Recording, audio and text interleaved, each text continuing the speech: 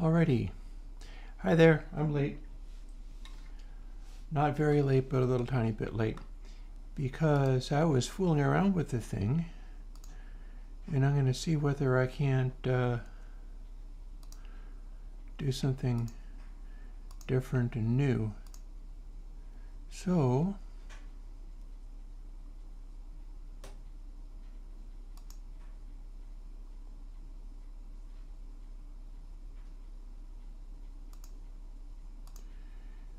here's what we're doing. See how it says video is broken today? I'm trying to change that to use a text file instead. Ideally, the kind of funky thing where, yeah, see, like, so chat log mode, read from file.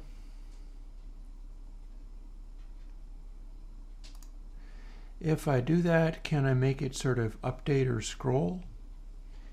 I do have plugin things to do today as well, but right now what I'm doing is fooling with the toys, seeing what we can do.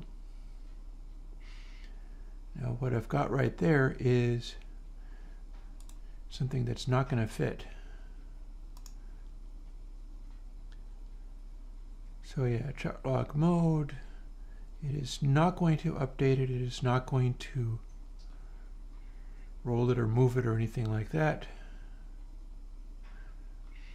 So I think we abandoned that for the time being.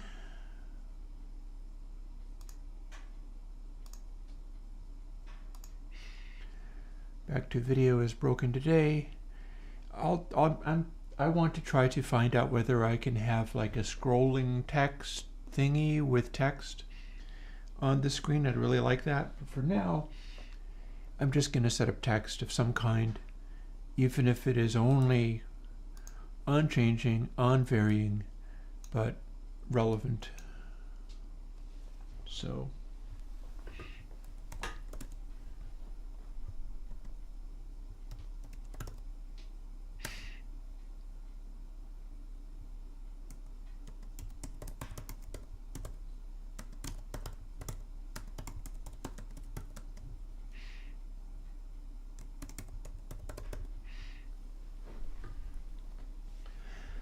and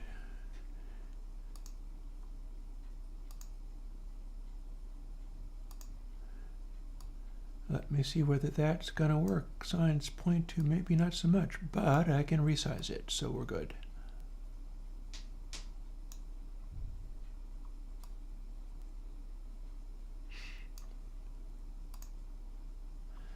Alrighty. Now momentarily I will get online and be able to see if there's even anybody here. Bear with me. When I go to my YouTube's, I might be making things hiccup a little bit. Doing this, I've solved the problem of being reminded of your YouTube, how the video is performing thing. Current one is doing like 6 out of 10, which is not great, but it's okay. And I'm going to bump over to the You're Going Live thing. And it has me posting, and there's actually people here. Brady Kent, hey, how you doing? And on that note,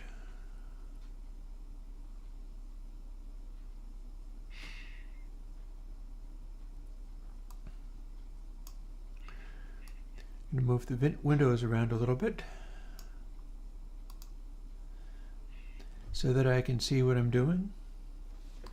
And hey, we can get to work. Things are already working. You might see over here the other machine is up and running.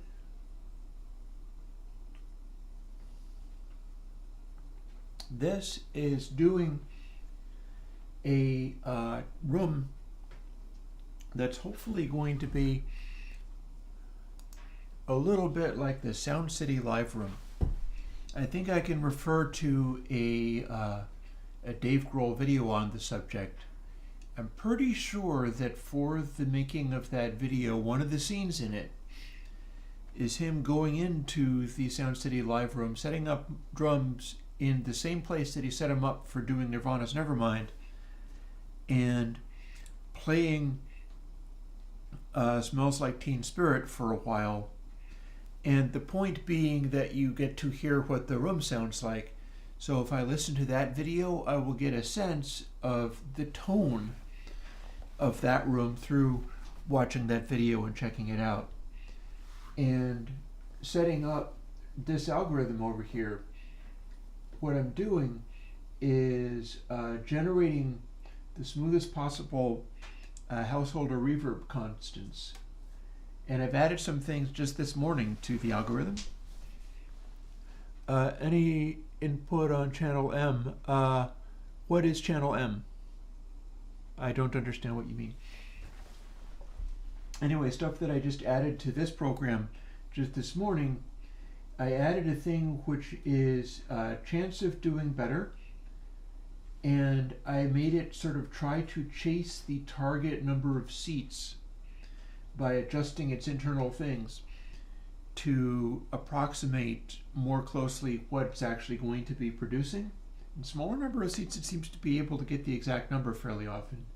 It's based on the largest dimension of the room. And that helps it zero in. I've also got a fitness function adjusted so that it is preferring results that are the correct size rather than going for more smooth even if it's the wrong size. It will strongly prefer the correct size and also adjust its constants to pursue that. Hi, Lifeline. And right now I've also added this morning, while drinking more coffee and watching videos, a control called chance of doing better. And that's just counting each iteration. And whenever it comes up with a new, better algorithm, it resets that, and then each new try it does, it counts up. So what I'm looking at is a control saying chance of doing better 1 in 19,012. And I've also calculated on my machine that takes about 30 minutes. So the idea is continuing to run it, and it will periodically find a new output, but I'll also get to have a sense of how long it's been since it just found the most recent better result. And it will inevitably keep going until it can't find any more. So what that's telling me is, first of all, how many failed attempts it's made since the last one that was successful. So that gives me a sort of odds factor. It's like, is this a 1 in a million reverb impulse? Not necessarily, but it can be a 1 in 20,000 reverb impulse. And it took 32 minutes to get there. So I can run this overnight. I can do stuff like that and get a sense of how unlikely each run of the algorithm is. And I'll continue to come up with new householder matrices as a result of this. Because I gotta go through it, trying all the new attempts. I can't just program in one and know that it's ideal. When I did things like Matrix Reverb or Galactic, I just guessed. I winged it, and the results that I had were not going to be, oh, LDOT. Okay, I have an answer for you then. Patreon is removing people's goals, and I'm pretty sure I know why. So Patreon is taking away the goals, and the reason they're taking away the goals is what they are finding across people in general, I think, is that when Patreon creators produce those things, they on the whole don't work. Like doing stuff and saying, give me this and I promise I will do this coming up, doesn't work. What works better is doing things and giving them to people and then saying, hi, I have this Patreon, please support me for this thing that I've done. I gotta say, I kind of agree with that. So what's happening Update on channel M. Let me look that up because I've got it over here somewhere. I'll continue running this, but I will go to maybe the Airwindows notes.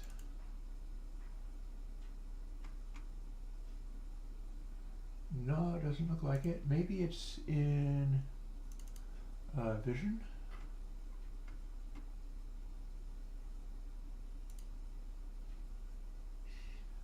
Or maybe I just moved it down here. Bear with me, I will find this for you. Could it be in notes and stuff?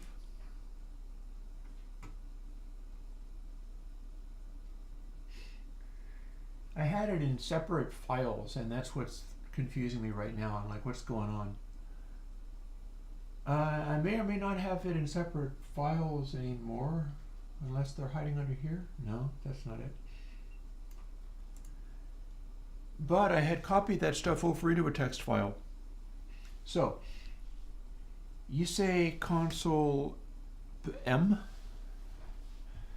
So when possible, console M, which is the Mackie 8 bus. 8 bus is what you would be interested in. Also looking into the 1202 micro. It would probably end up being the little one rather than the big one. Although, you know, bug me about the 8 bus. And then 10,000 console R, 2,000 console N, which is a Neve, 3,000 console E. I'm going to edit this file right now, in fact, because Patreon has taken away the ability to do that. I could do it informally, but there's really no point if they have found that that is. So instead of saying when I reach 2,000 patrons, I am instead going to say, I will do console N. It's not going to be about numbers anymore.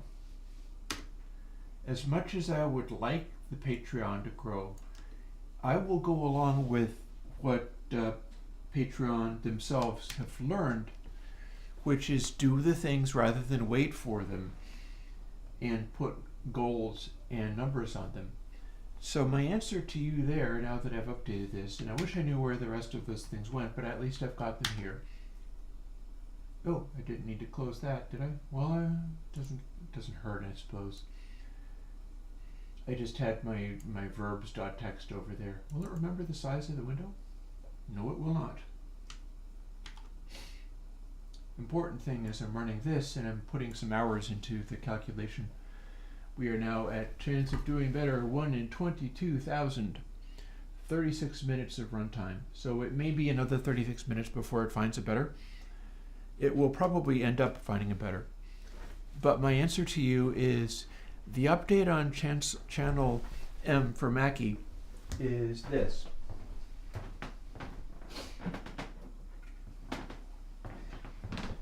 I'm working on a bunch of things, as always, and this is one of them.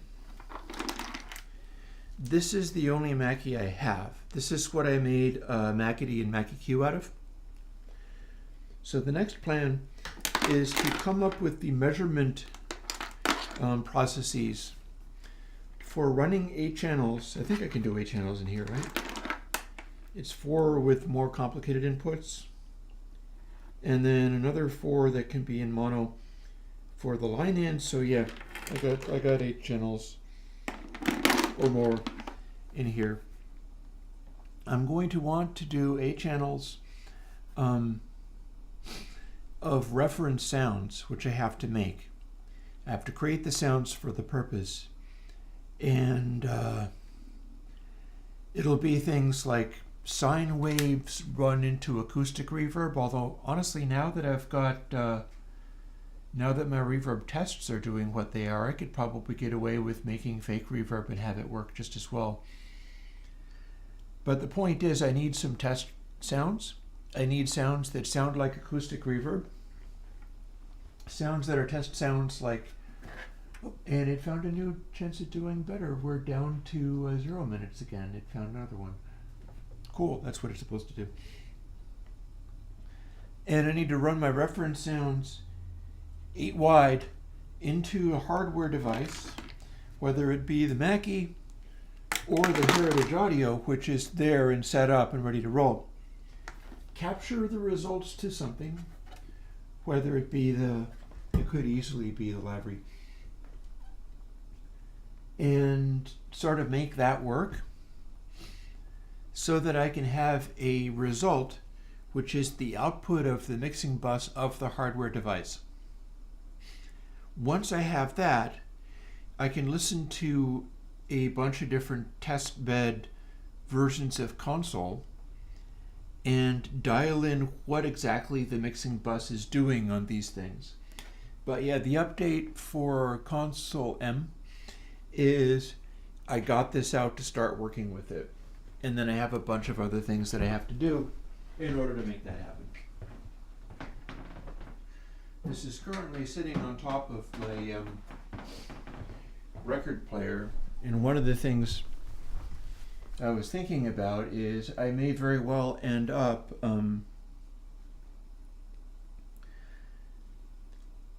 playing some music from the record player into my system.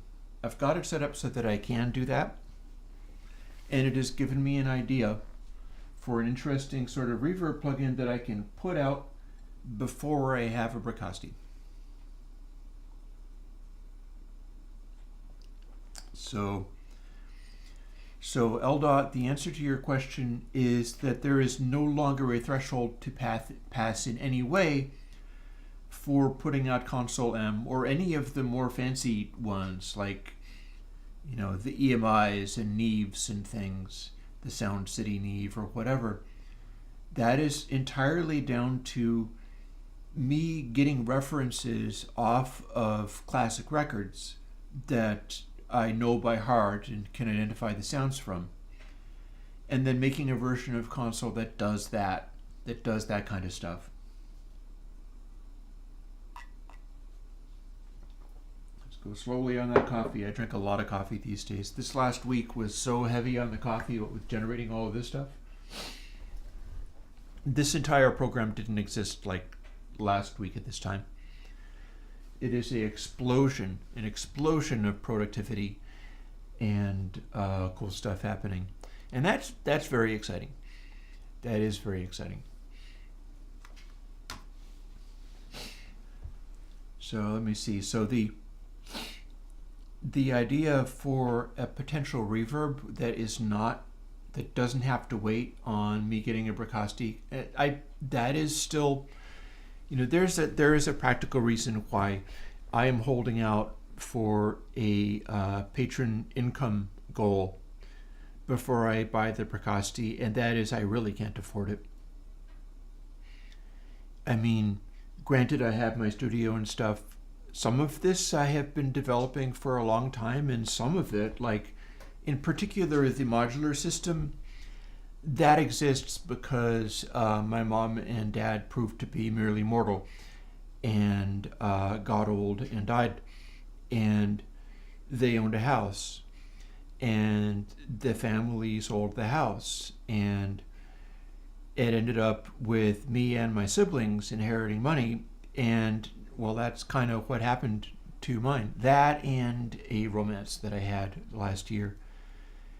That's probably helping me. The romance helped me in other ways that are more sort of philosophical, honestly, I would put it that way.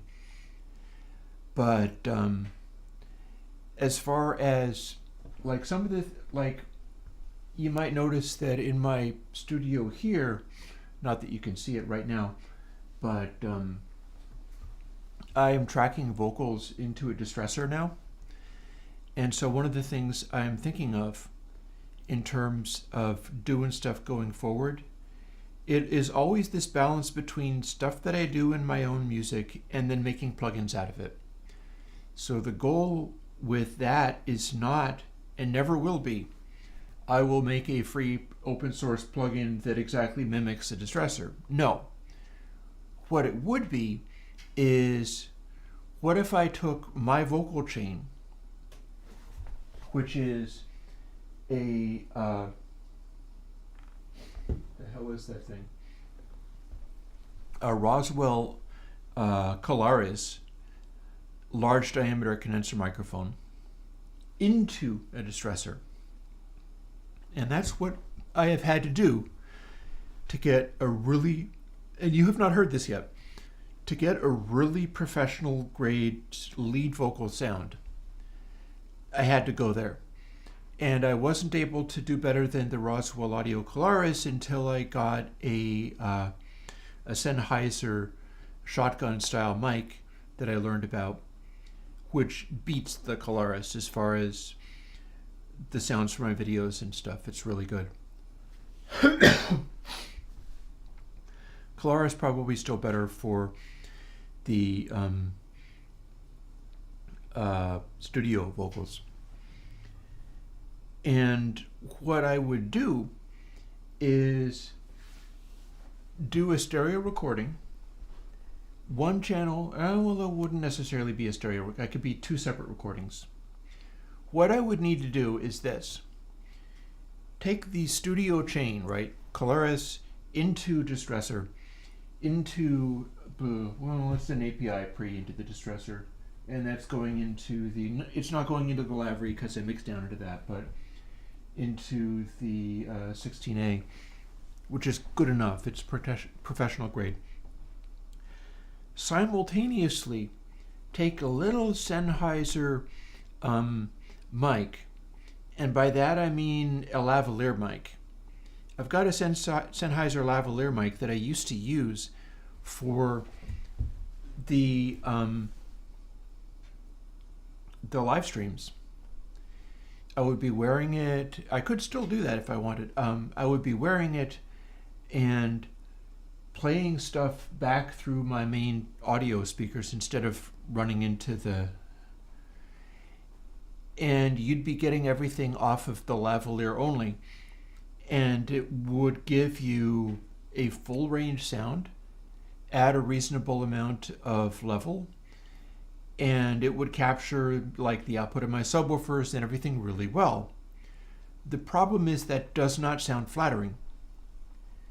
And so part of my plans going forward as far as emulating the distressor and the things that I do with it, my goal would be to take that full vocal chain, right? And then also set up the Sennheiser lav and put that like right next to the big vocal mic, or perhaps directly in front of it, or somewhere, like tape it to the big vocal mic in the same position, and record some tracks, record some vocals, record some sounds, anything that I can do as far as sound stuff is. And hi there, LSC, by the way. And then I'll have two recordings. One of them is my full analog recording chain, and the other one is a small diameter condenser lavalier mic. People can get a hold of things that are like a small diameter lavalier mic. You don't necessarily have to have the full-on Sennheiser that I have. But if you're doing recordings, like if you're doing recordings from inside a laptop, that's a small diameter mic. It's not a lav, but it's a small diameter mic. If I can make the small diameter mic recorded direct without any compression or anything else sound like what I do with the big diameter mic and the professional grade compressor and all of that, I will consider that worth something. And I will consider that to be the right way of going about it, because doing as little as possible to the sound is best for not hurting the sound. So rather than like, we'll make this sound darker here, and then the compressor makes it brighter there, and then we put it back again, that's not necessarily going to help you. But doing like the right kind of compression and the right kind of tone shaping and figuring out like, okay, it does this kind of saturation. Well, I know how to do saturation. Is it in front of or after the compressor, or both, and so on and so forth? If I could break that stuff down into concepts, I could give you a plugin that is like vocal train plugin. and you put the vocal chain plugin on your lavalier mic, and it might not sound exactly like the large diameter Colaris, which is an Elam. That is the Roswell Audio emulation of a really, really expensive mic. It's already expensive, but it's emulating like $20,000 mics. And I'm not going to be getting my hands on $20,000 mics. That's become very obvious. There's a bunch of things. And this is what I started talking about, is that I may be able to pick up a distressor, but before I spring for the Bricasti and basically nuke my bank account, I want to know that I'll be getting some of it back. And so that is going to wait on whether my Patreon is doing better. That is going to wait on the Patreon passing $2,000 a month. Back in the day, it used to. Back in the day before I did a romance and started getting all distracted and couldn't think about my work quite as much as I did, that I was at that place. And I won't say I squandered it, but what's been happening over the last year isn't really reflective of the amount of output that I can produce.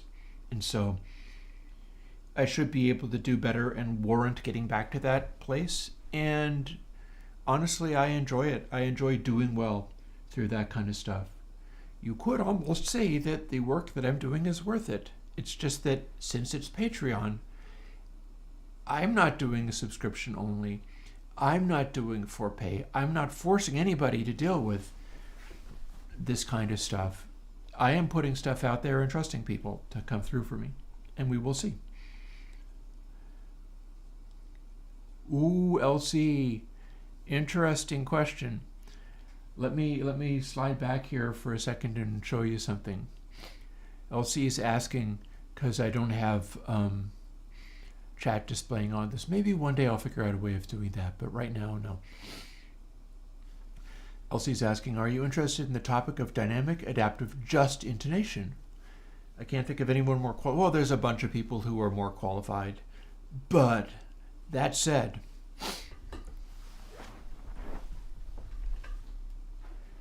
I scooch back here and point at this device that you can't see because it's out of focus.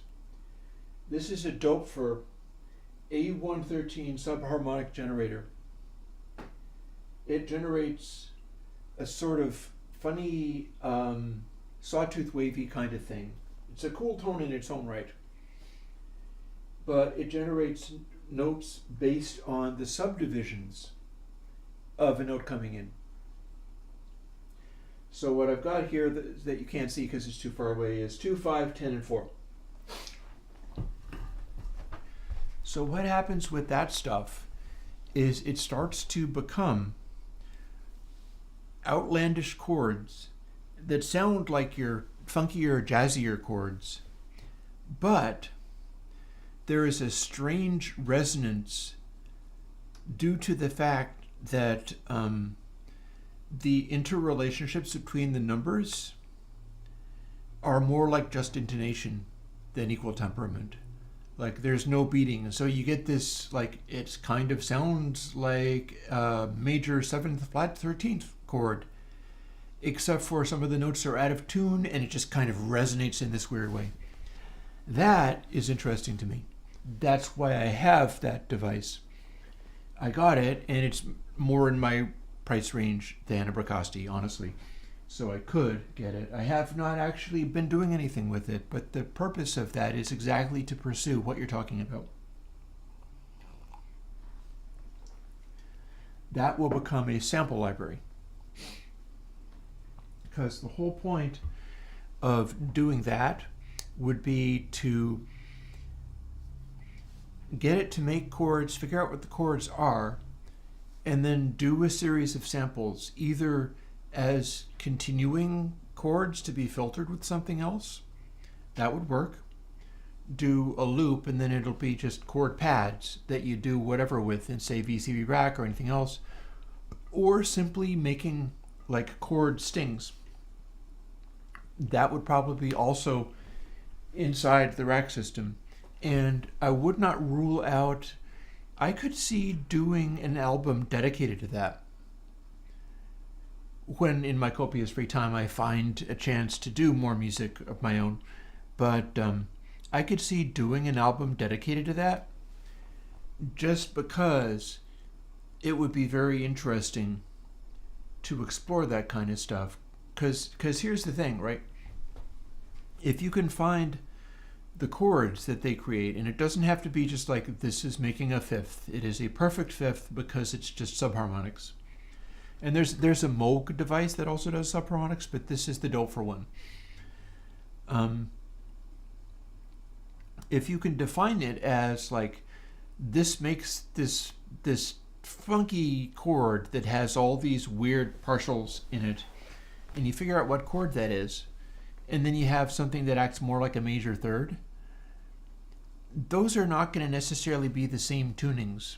So in order to make that work, you would have to find the chord, find whatever root note it is. Say your root note ends up being like 9, a division of 9, and then everything else is really weird as well. But in order to figure out what the tuning of the chord is, you then have to tune the whole thing so that the subdivision of 9 is in tune with essentially equal temperament. And then you retune it for each note and have a set of samples where you play it on a keyboard of some kind, and you can hit whatever that weird chord is in whatever note you need it to be. And each time, the partials, the overtones, are going to be strange. They're not going to be in tune with equal temperament, but they're going to have that vibe. They're going to have that feel. And this is how you take, like, I now have 2 copies of this mouse pad, by the way. There's one here, and then I got a new one because I needed to have the Reaper calculations for changing pitch. Go with something like this, compose things based on chords that will make compositional sense, and then whether it's major or minor, you throw in one of the weird chords in whatever major or minor that wants to be. And if it needs you to do a F sharp minor, then you go and find F sharp on the sample set that I create and hit the weird chord that is a sort of minor style weird chord, but more so. And it'll play something that acts kind of like an F sharp minor except for weirdified. And it will hit all of the correct out of tune notes to make that strange vibe. So I have very clear ideas on what this can be. And yeah, that's also in the on the many things to do. Honestly, I think Patreon is correct with the taking away goals things, because I could build up a cajillion goals like that, and you'll never know what they are until I actually do them and demonstrate them. Patreon is right. Take away goals and only show people what you've actually done. It's all very well to tell people, I would like to do this. The question is, can you do it or not? And if you have done it, did people like it or not? Yeah, it would be the lowest note that acts like the root as the reference for any given sample selection. So I'd need to retune the whole system, or possibly I might be able to, since I'd be able to resample it in an automated way. I have a NerdSeek there, so I could tell it to play a chromatic scale, and it's based off of a sending in just a note from an oscillator. So I could send a note from an oscillator in just fine. And it would then give me whatever its weird chord is, scaled up neatly in equal temperament. But I would have to go through and tune the bass chord to whatever its root note is, and make that be tuned to the correct note. Sample the series of chords that it produces, and then when I go to a different chord, I probably have to retune everything again. And then I can do another 12 samples and the system will walk through each of the equal temperament things, and so the whole thing will neatly shift upwards in semitones. But I can't make all of the chords work the same way. First thing is to identify what the chords are. And that poses its own challenges. I wonder if I have my... I do.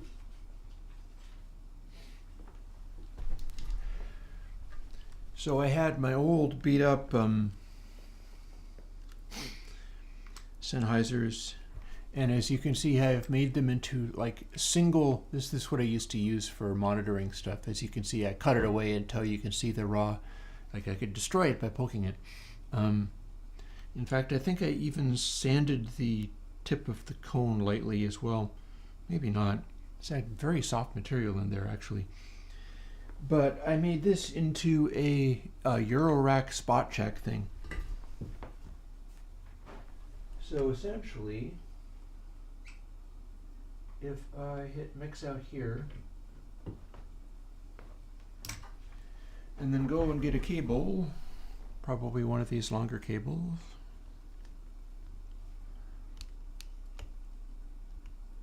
Or, no, this is a longer cable. That's a shorter cable. And connect this to a oscillator.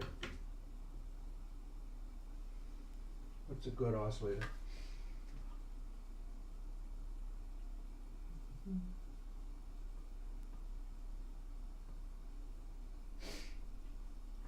Don't mind me trying to find a square wave. I've got sine wave oscillators hanging out right here. Suppose I could try that.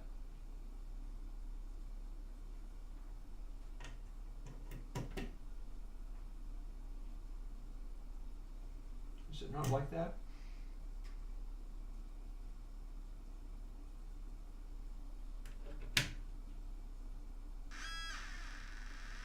Got there.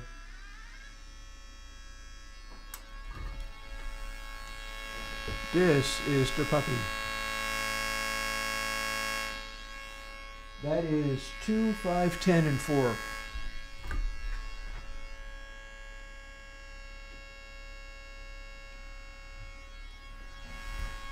Or 2, 6, 10, and 4.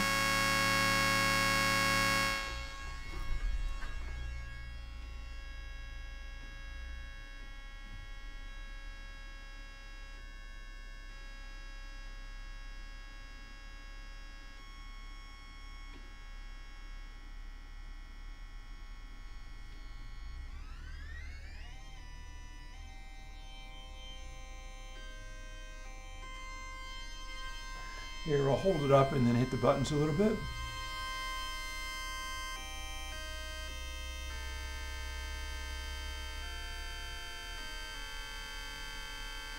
That's a very dissonant one.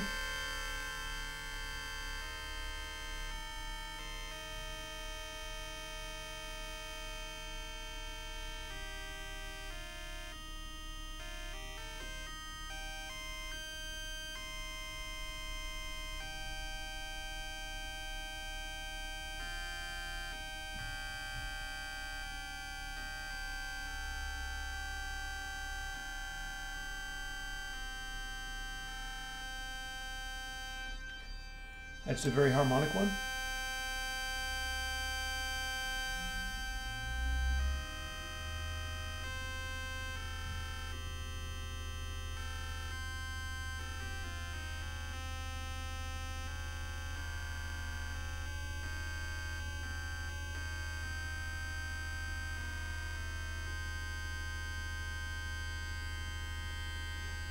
Here's 2, 6, 10, and 15.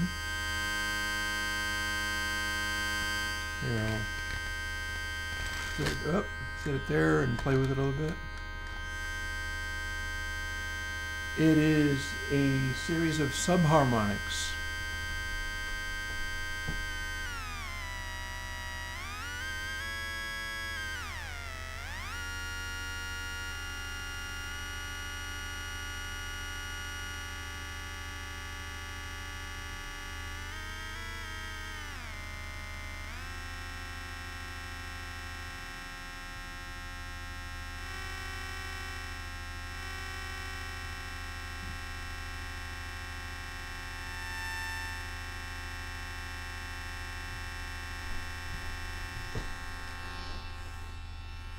3, 7, 10, and 15, if the subharmonics also subdivide with each other, it'll tend to be more harmonious.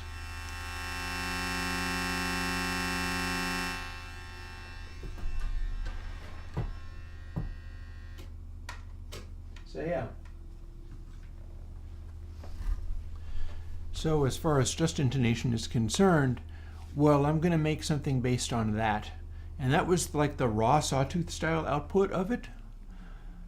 But it should be like, imagine that with like dubstep chords. Oh, and Into the Matrix over here has just hit upon another even better, as in just now it hit upon another even better than any of the previous ones, reverb matrix. So that's not bad. It was probably about 20 minutes between those. As it continues to get better, it'll be harder and harder for it to find a random combination of matrix inputs that actually work.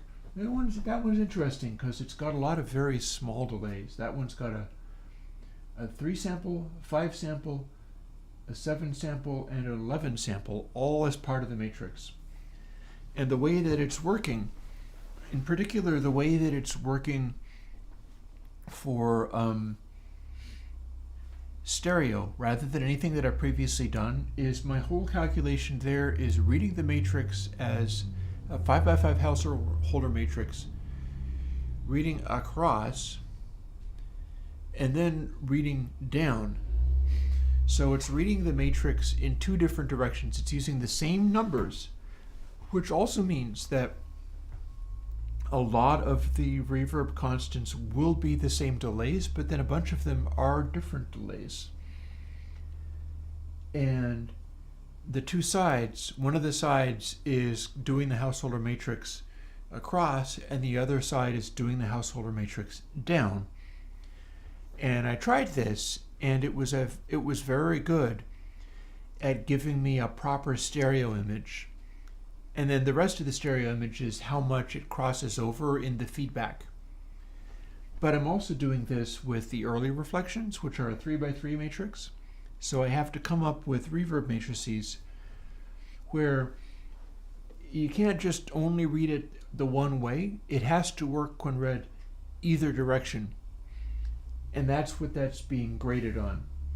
So it takes it many, many minutes to come up with anything that's going to work both ways. And I'll be running this program overnight, most likely, to try to get really, really good combinations of matrix elements for a properly smooth sound out of the reverbs. Of course, remember that I can also tell it to grade on different parameters if I can identify them. So it's like, it's looking for reverb smoothness, which is also causing it to make reverb densities that start off more dense and then fall off a bit slowly. Like the darkness of the reverb plots when they complete tends to be a little lighter, and then it darkens going down, which would mean the reverb tail is getting sparser. And since these are all single reverb returns, that's going to cause the effect to be like a reverb fall off through just the density of reflections. I think that might also have some things in common with, I think this might have some things in common with plates, calculating it that way. But who is to say whether it might not be more realistic to have these algorithms generating reverb densities that start off sparse and then become a lot more dense as they go along? That could be a thing. Using it in the reverb algorithm with feedback would mean that it would get louder and then quiet and then sort of louder again as it would go. It's like where the density of echoes happens most. And that's about whether the fitness function that I've done, the way that I'm calculating this, it's trying to ascertain what is the smoothest distribution. And all I'd have to do is write a different algorithm to start hunting down completely different behaviors. So I'm kind of excited about the possibilities there. It's like, can I identify what sounds more like a long, narrow corridor, or what sounds more like spring reverb, for instance? If I can define what that would look like as a picture, I can generate these constants as a picture, and then do that calculation, figure out, like, is this result most like what this would look like if it was the target that I have in mind? And if so, its fitness function is higher, and then it's the genetic algorithm thing. It's grinding through hundreds of thousands of possibilities to try to find the one that is the most appropriate.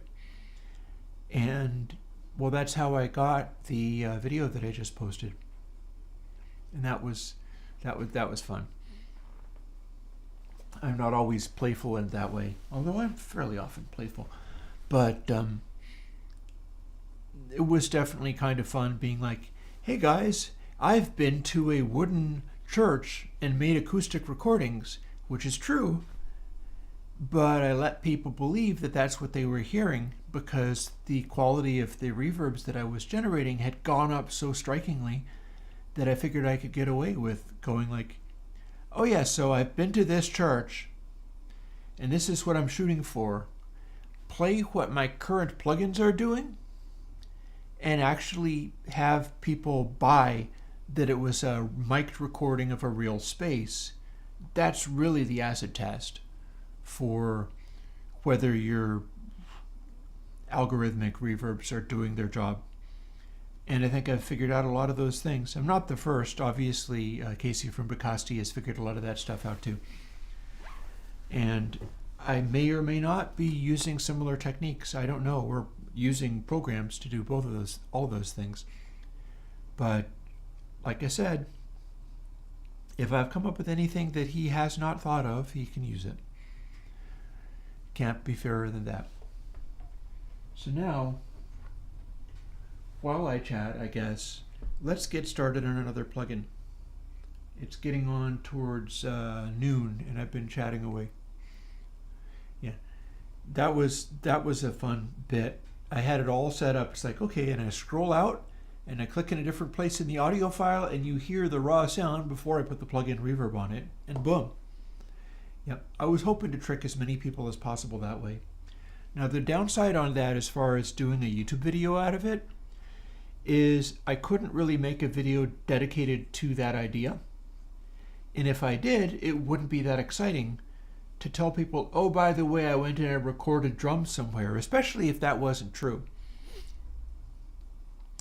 So I kind of buried it in another video, and as a result, the YouTube algorithm isn't going to like it very much. But all the same, it was an exciting, it was a fun prank to play. By the way, guess what? This is what you'll be hearing when you get me the Bricasti. It's going to sound at least as good as this, which is true. And it's not a matter of I promise this. It's like, no, here, this is what you get. This is what you're going to get. That, I think, is worth something. Now, the video was half nutty.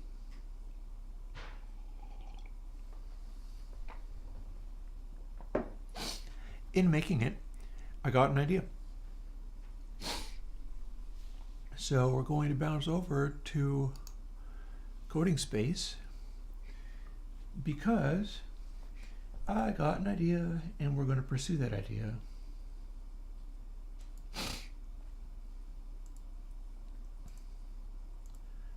Plugins.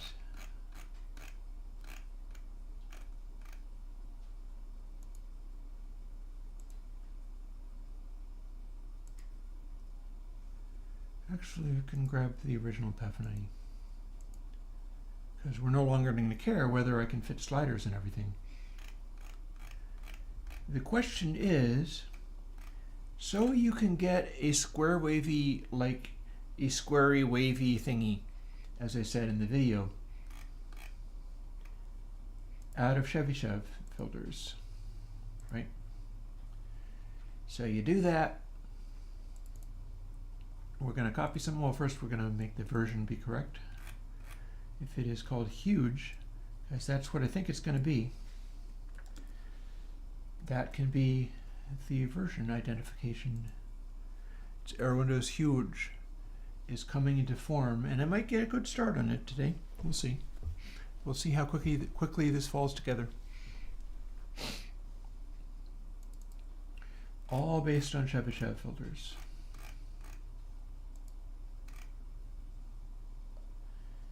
And we apparently have no stored variables. Maybe that's one reason why it's a fairly efficient algorithm.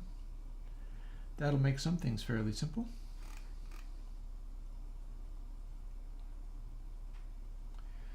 We've got all of this organized in this way, which is not great, but let us just straight up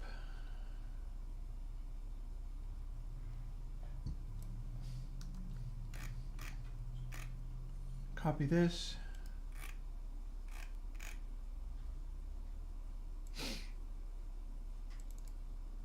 The first thing I need to do is get it working and making a noise of some kind. 23 and 17, yep, that is correct. And I only copied down as far as the dither, although I probably would have been able to go farther than that. And I started at in here, so that's fine.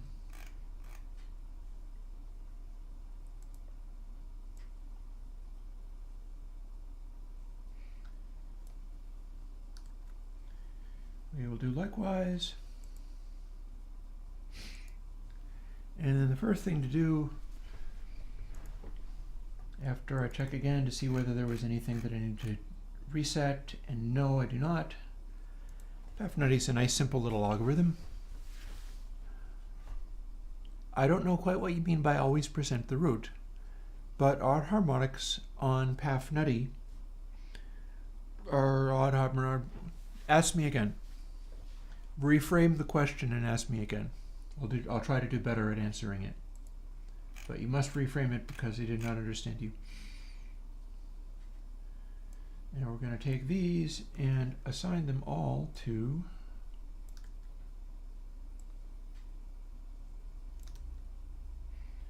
actually no, let's assign this to this.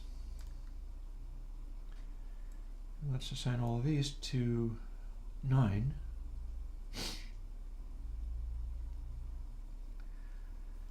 And which ones are even and which ones are odd? Okay, so we don't care about second and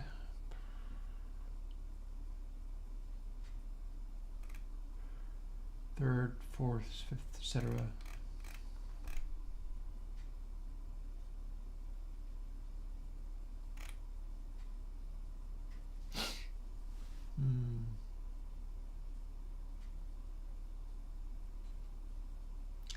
Some of this is going to make sense and some of it is not.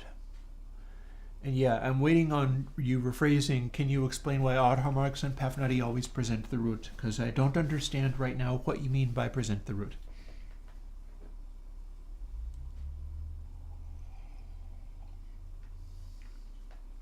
I'll drink more coffee, then maybe I'll understand it. So the first thing we're going to do is make this work.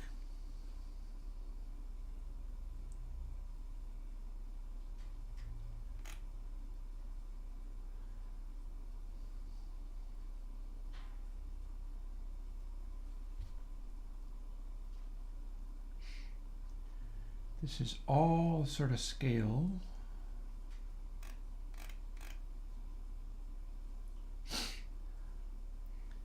And we are going to skip all of the ones that are not odd numbered harmonics.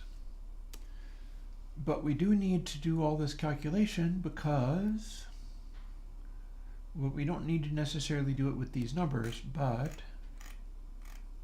we'll see. We will see, bit by bit.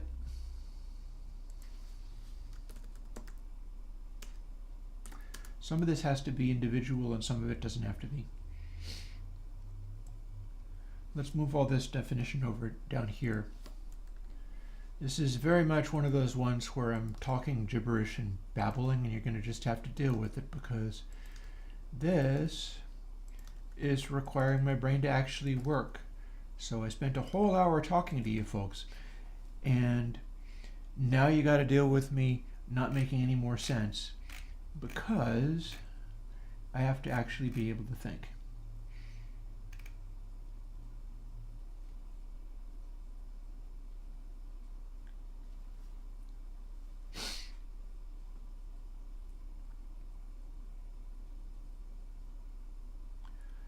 I can boil some of this stuff down into a smaller figure. You don't actually have to define a Chebyshev value at all. I'm learning to do some of these things in different ways. Like, we don't define all the possible variables up in the header space. A lot of variables are better if you define them where they live. And some of this stuff doesn't need to be defined at all. I don't actually have to define a variable called Chebyshev. I can just move this stuff to what it must be.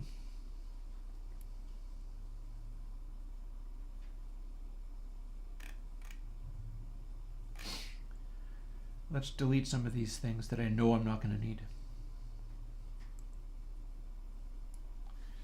We're doing only odd-numbered harmonics. We don't need any of the even-numbered harmonics for this idea. It is a loudinator. It's going to be symmetrical. And this may or may not be enough.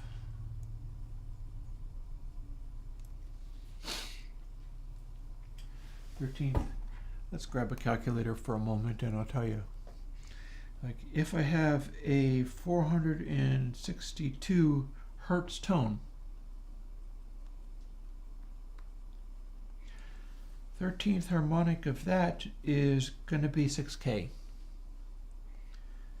So yeah, a lot of this stuff is not going to alias very easily. How about if we have a 4,231 hertz tone? That's going to be 55K. So that is going to alias for some things. See, this is what we're going to try to do. The purpose, no, don't worry about it. Lack of English is fine. I really enjoy having people who are able to get something out of my stuff, you know, all over the world. That's the coolest thing ever. So, you know, be patient with my lack of whatever language it is that you would be more easily expressing yourself in, because I would be far worse at that, I'm sure. I will hang in there as long as I need to. You can use, people who don't speak English at all can try to use Google Translate and stuff, and I'll hang in there with you until I've answered your question. So let's try that again. When you phase invert Pafnutti with even harmonics, the original signal cancels out, but not the same applies in odd harmonics. That's an interesting question. I think that would be, I'm never actually subtracting input sample here. The way Pafnutti is working, we're never actually treating it as a inverse dry wet. It's kind of like one, but it really isn't one. What we're getting instead is the output thing is effect times amount. So we never actually take away dry sample. So if you are phase inverting Pafnutti with the original signal, you'd be able to get whatever the output is. The trick, however, is that the way Chebyshev filters work, I think, I'm not entirely sure. I think that I don't know whether you need to include the original sample. I don't know whether you need to, like, what I've got is summing together to approximate a square wave when I do it right. That's how this is working. But I don't know whether I can give you just the harmonics. That might be a problem for another day. It might be an interesting thing to play with a different day. I don't think I have any hope of being able to do that today, though. But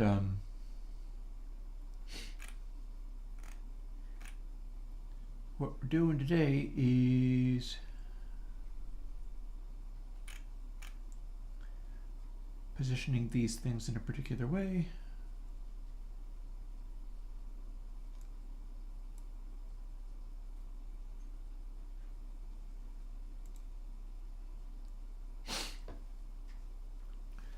Some of this needs to be deleted.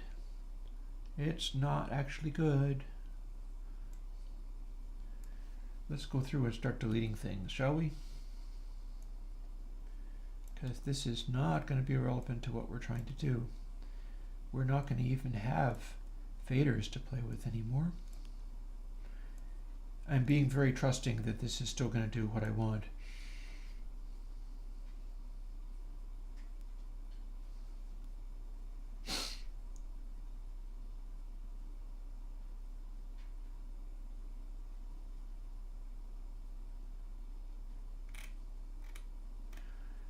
Let's call that out P3.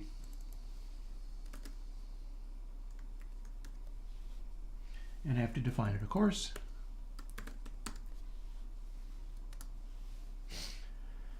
And we're not actually going to be doing effect until much later. Effect happens much later. Oh, if the same thing happens with the saturator and it is a Chebyshev filter, then it's probably, remember, Chebyshev is not a filter. Chebyshev is a transfer function. It moves things on a position from 1 to 0, but it's not a filter. It doesn't understand what frequencies are.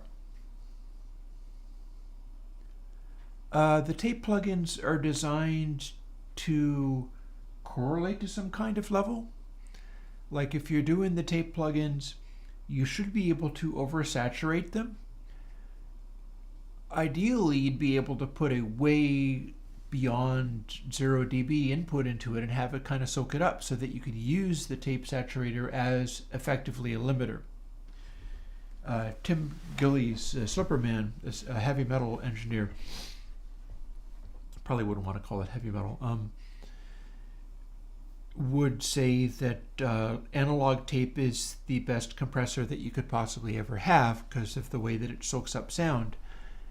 And so you can't say designed to take a certain volume level. You can only say it'll be more clean if it's below this level. It will be less clean if it is above this level. Designed is a very subjective question indeed. Back to this.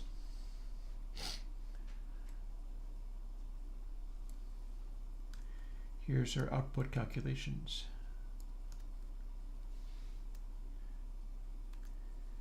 Here's 5.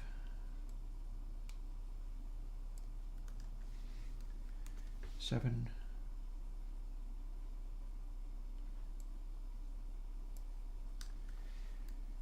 9.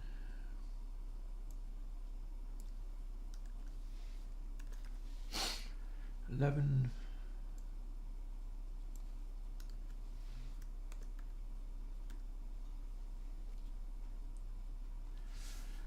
Now the question that I have is,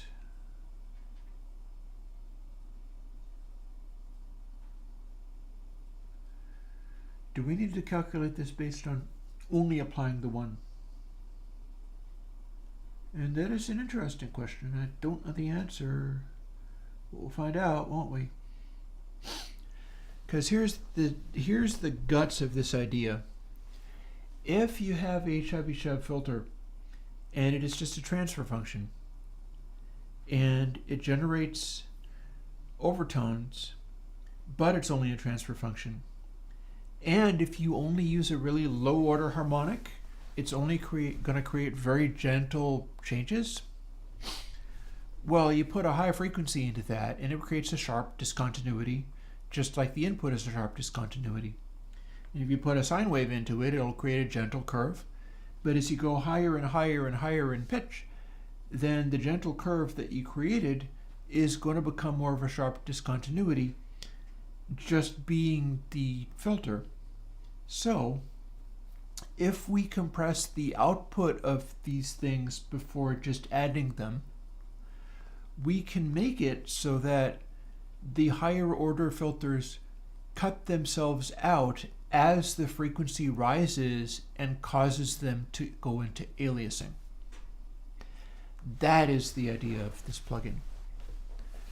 And we're going to see whether we can make it work while my machine grinds away over here and this other machine grinds away over here. I always like doing this kind of thing where it's like I can do something, but also I have a computer programming grinding away to give me some kind of answer on something. It's gratifying to be like, okay, well, here I am, I'm doing this, but also every second we're going through another 10 or so iterations of trying that out and trying some more options for the reverb to see if one of them becomes amazing and great. That is something that pleases me a lot. I feel better when, even if I'm not working, the computer's working on my behalf. But in fact, I am working here, and this is going to be something that I must do. So let's start manipulating it. And I bet I need to do something else.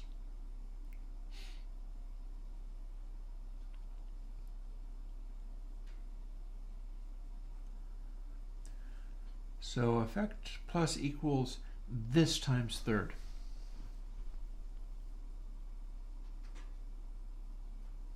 Okay. I think the next thing I need to do is put some more parentheses in here because I'm going to multiply everything by these numbers that I have called third, fifth, seventh, ninth, 11th, etc. Because that's the thing, is I've got these set to specific values that give me the amplitudes I'm going to need for making a square wave end result if I had all of the harmonics in the world to do them with. So what we're going to do is look up what these numbers are and then start using them. And the first thing is to consolidate this into more parens so that I can do the calculation better.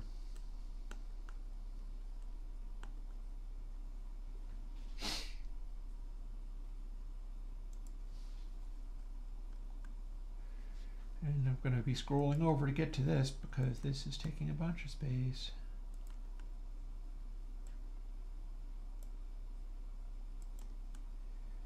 Yay, Chebyshev. This time we're doing all of the Chebyshev.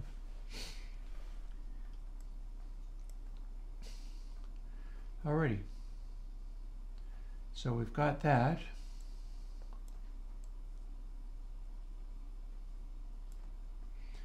Then we move these things over to here.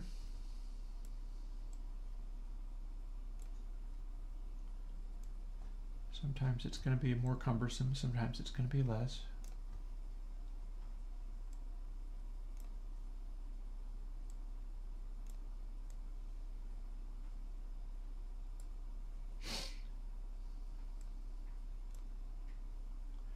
Thirteenth is going to be the only one that's really cumbersome. And by that I mean not really. So I contradict myself. Cut and past.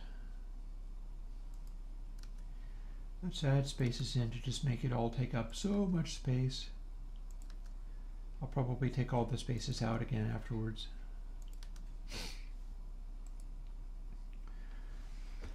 So out P3, out P5, out P7 are going to become the things that we have to add. Okay? I know that sounds like a weird thing to say, but I warned you. My talk isn't going to make a lot of sense necessarily unless you're really quick in keeping up. All I can do is talk about how these things work.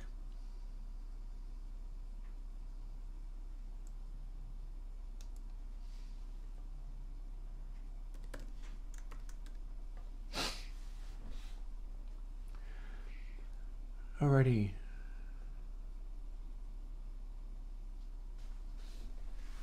So yeah. Still figuring out how this goes.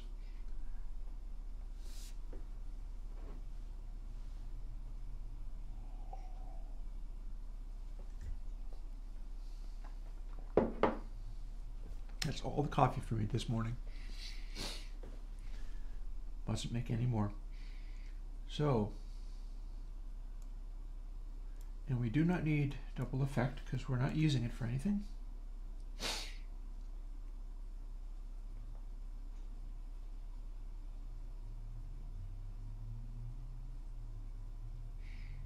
We don't really need this the way it is, but that's fine. And that is how we could start doing the thing. B3.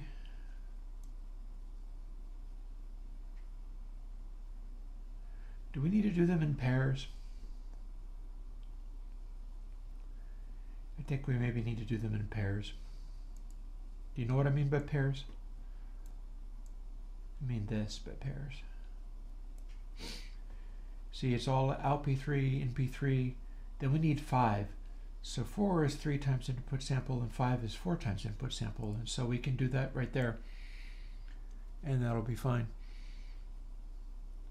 And then here's another pair, 6 and 7. I can consolidate that to, but we need to get to 7. 8 and 9. To get to 9. 10, 11. To get to 11.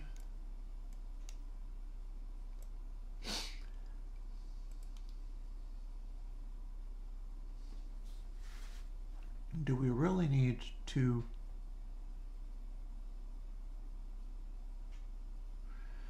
this might be the way I need to do it. I'm not sure I trust. I can do NP3 equals NP2 is just, we're doing power functions here, so it's supposed to save a little bit of calculation.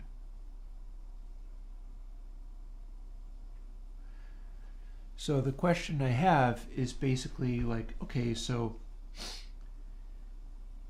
each time I'm adding a input sample, so could I simply do this? Well, I know I can do this.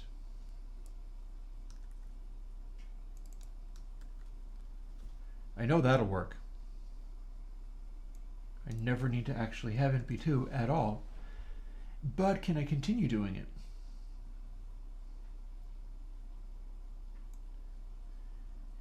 I suspect I probably can. Right? So if I did this, that's the same. And I'm never referring to NP4 because this is only the odd numbered harmonics. So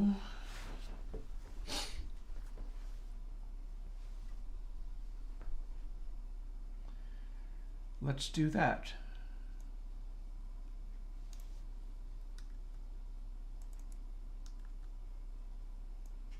Remembering, of course, that I have to do it this way.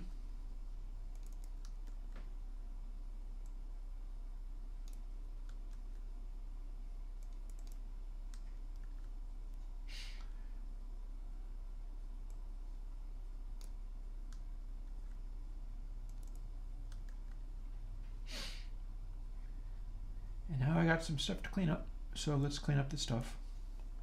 Here's the stuff. Here's another stuff. Here's another stuff. Here's another stuff. We're probably getting to the point of testing it out to see if it still is even doing the thing that we think it's going to do. Let's put some spacing in.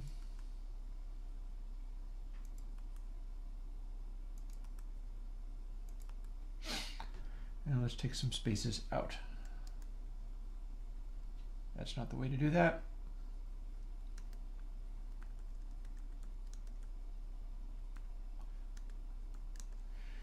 Also, I'm not sure if I like these integers in here. This is defining integers, but we're actually doing calculations on doubles, so let's not.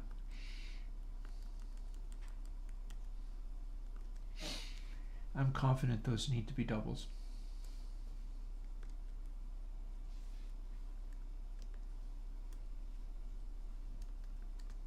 Well, hold on. We're derping around and making a big mess. Let's not make a big mess.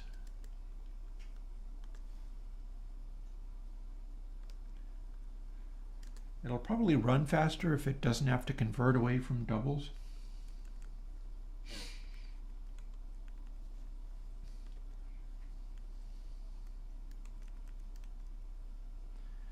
At least that is my fervent hope.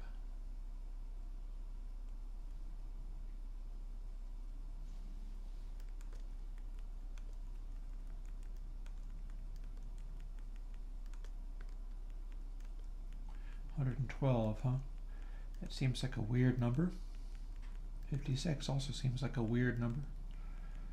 Why is it saying that?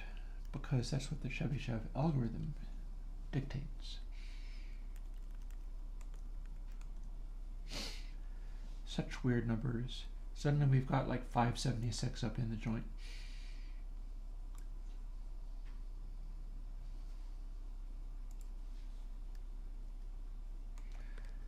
Chebyshev is a mysterious dude.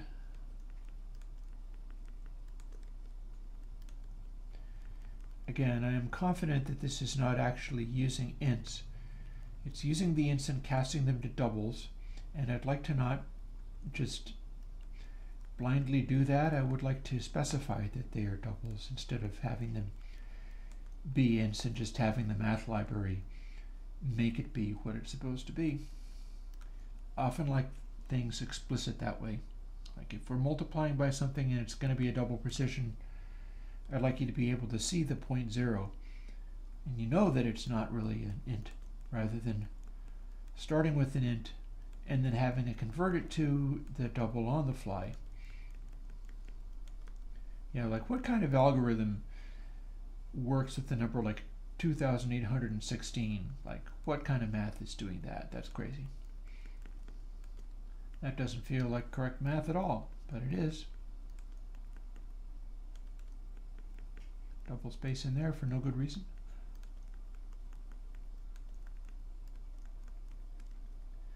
That doesn't really count as a bug, but it's a weird thing.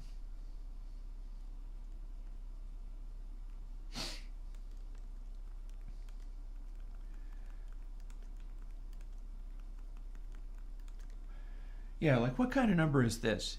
You got a math algorithm and generating a Chebyshev filter. Part of what you have to do is subtracting something times 13,312. Where does that come from? But it's the correct number. The Chebyshev filter thing works, so that is the correct number. But go figure it. Oh, let's not put a .0 in there. That wouldn't make any sense.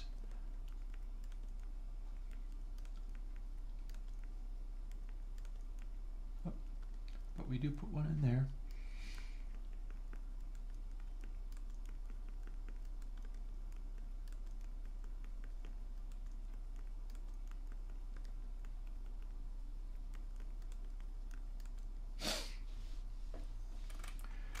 And then we can get kind of tricky here.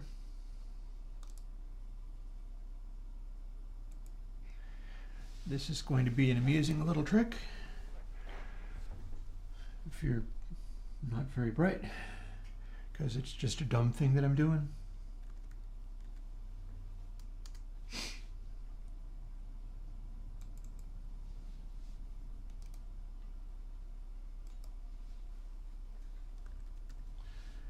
Edit all in scope. I don't have that in the Godot editor. I have that in this old version of Xcode. We're looking for odd numbers, and I'm plugging in the thing over here, 0.38.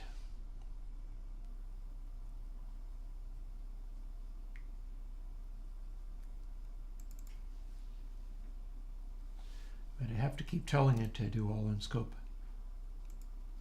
9th, 0.35. Because some of this I'm not going to use, right?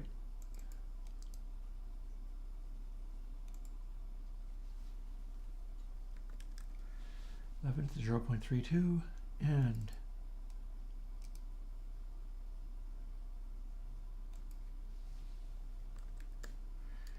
I don't remember where I got these numbers, but I'll tell you something. See how we've just changed it to say things like 0.6 equals 0.6 times fab 0.6? Look down here. We've now plugged in the math constants that we are ready to use into the code that is active. So this is all now scaled to what I need it to be.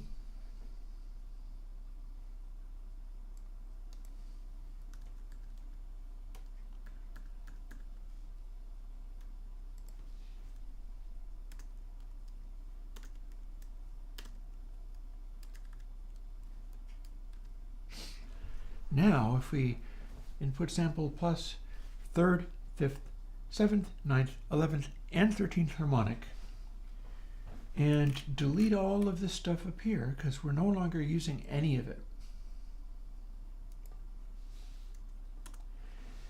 we now have, and we're not doing powers ahead of time either, we're doing them on the fly as we go. This is now our loudinator algorithm, and we are going to go and check these out values and calculate to see whether they have a high slew rate or not. And if they have a high slew rate, we cut them down to practically 0. But if they don't have a high slew rate, then we're probably fine.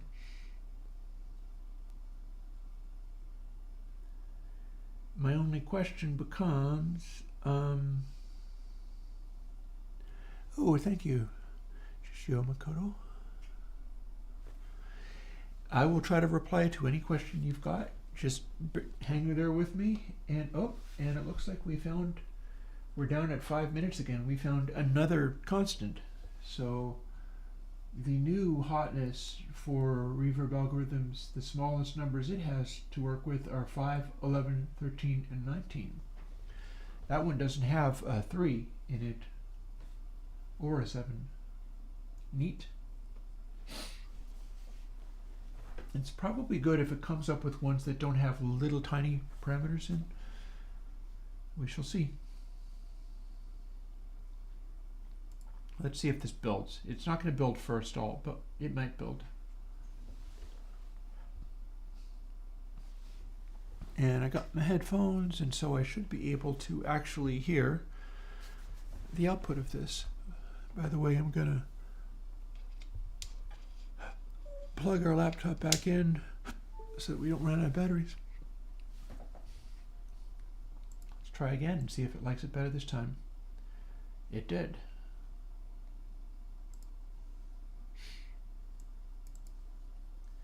So here's our build, here's a release. Excuse me. Into components. That's pretty good speed for, it's only about 15 minutes since I started working on it, maybe a little more. Excuse me, goodness gracious me. Assign basis, let's see if we can hear anything. Sure can. God, sorry. My health breaks down sometimes when I push too hard. This last week, coming up with all of this, I really pushed hard. Next thing we do is, let's go and find the effect that we just created and see what it does. And to tell you something, it's not going to do what I wanted. But that's because of the, let's stop. Let's make all of these be full crank.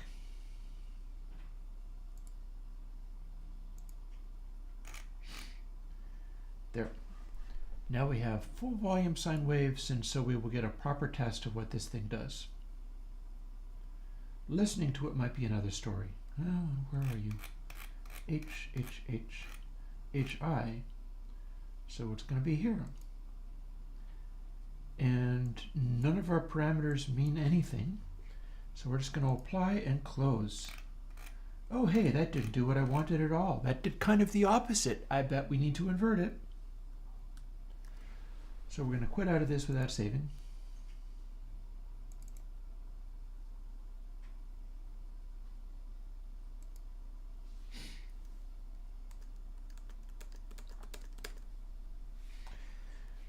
And we're going to subtract all of these things instead of add them, because I think that's what it ended up doing. And we're going to build again, copy that over again, and do the same thing. Because I know what I want to see if I'm doing this correctly.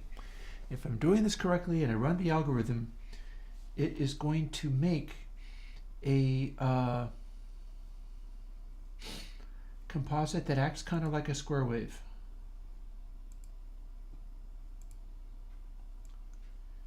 So we're going to normalize that. We're going to zoom in on any place that looks like a square wave, and we're going to apply the effect. No, it's still all crazy. What am I missing? I am clearly missing something.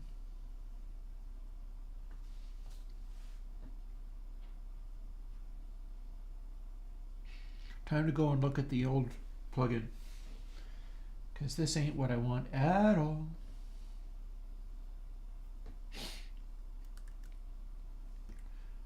Don't save that, it is a mess. So what I'm trying to do is, here, I'll show you.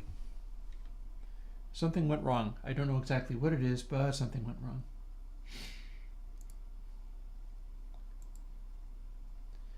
If I open this, and I normalize that, and then I go to either of the versions of PathNutty,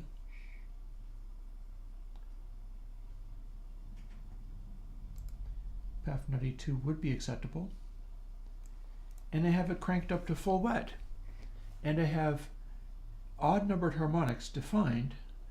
What it will do is this. See? It'll make that. What I'm trying to do is get a result that's making that, but it's not doing that. It's not doing that for me, and so I'm missing something. So we got to figure out what I'm doing wrong. And one of the things I noticed is that it seems to be exaggerating the effect a great deal. It's exaggerating it a lot. The higher frequency stuff is predominating really hard. Don't save. So I'll tell you, one of the things I could do is simply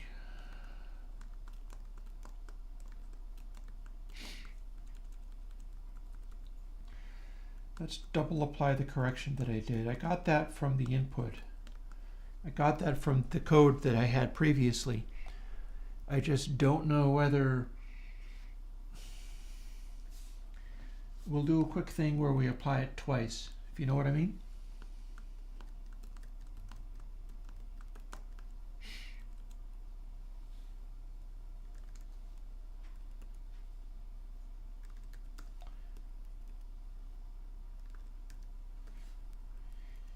So I don't really see how else this would be happening.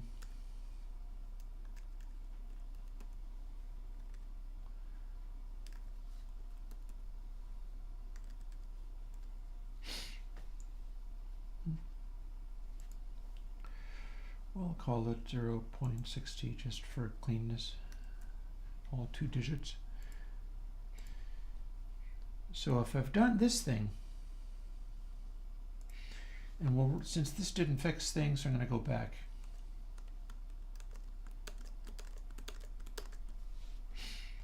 We're going to remove this sassy little remark, because that lives in PathNutty, and this is a different plugin.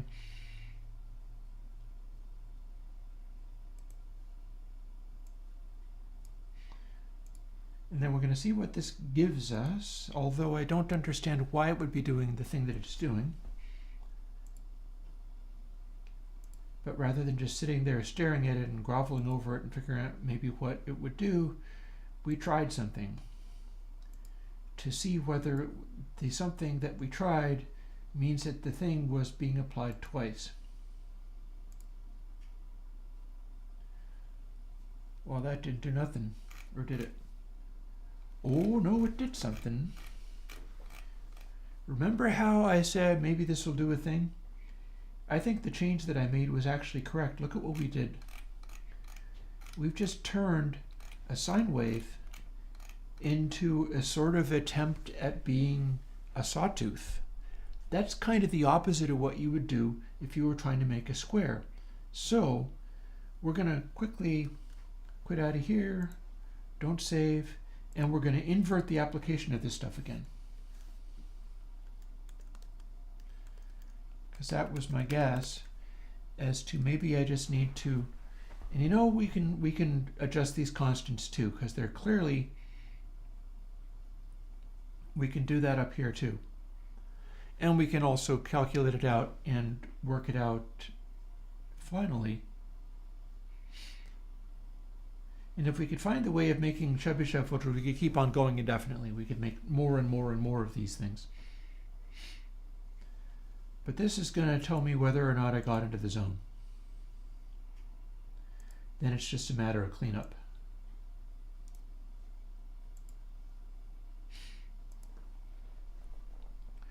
Here's our big test. Open those sine bases. Normalize it. And apply. Huge. No, that didn't actually work, did it? We didn't actually get there. We made something else happen.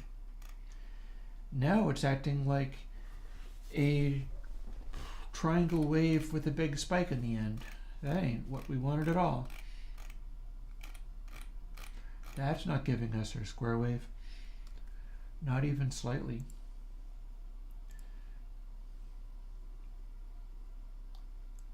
So we do have to cut this stuff out.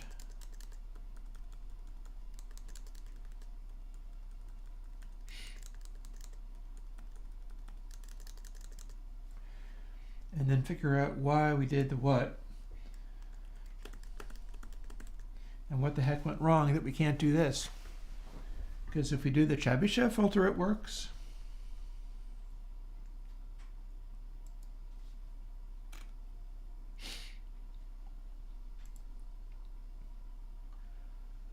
Recent project. Let's not do PAF92. Let's open the original, the OG PAF90. So here's how the one that works. If we have second, third, and so on and so forth, and they are -1 to 1, this stuff up here, it will get, we'll begin to see part of what's going on.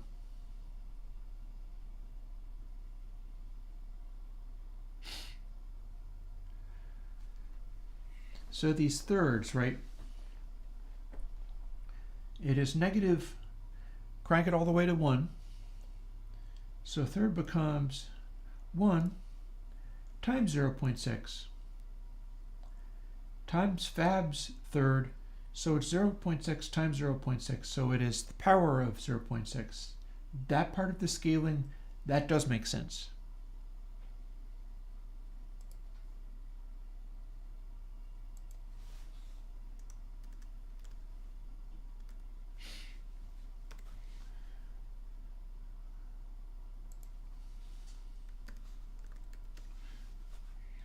We'll figure that stuff out. I might as well figure it out now.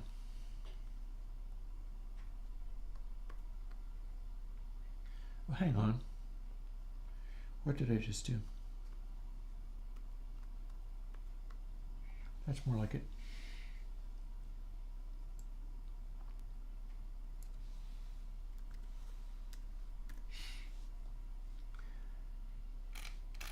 And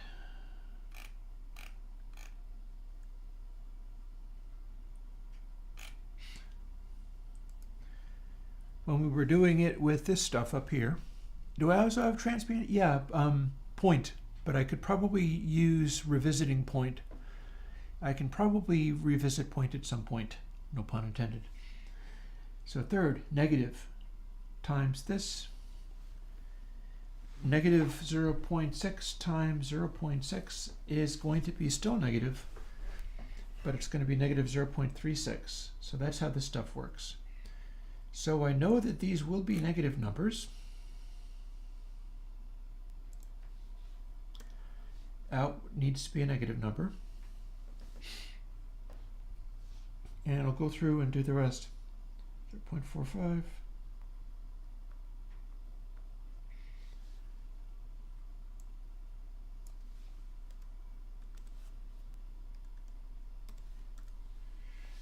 $2.025.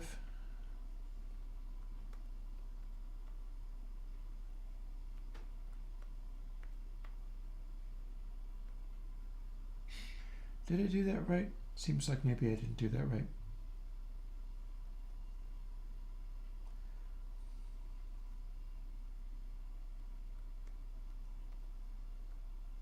I didn't, but now I did.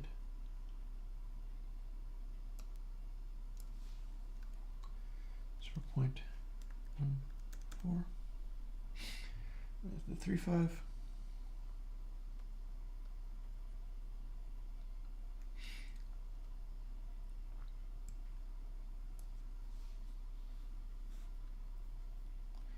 None of this stuff is referring to the out, so we should still be good there.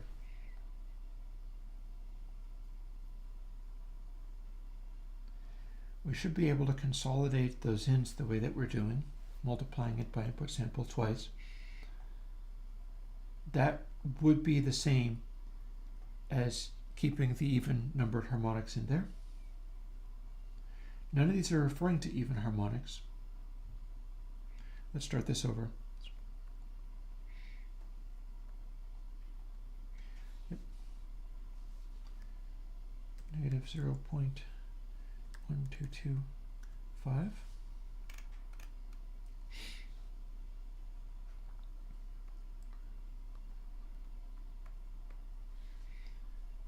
And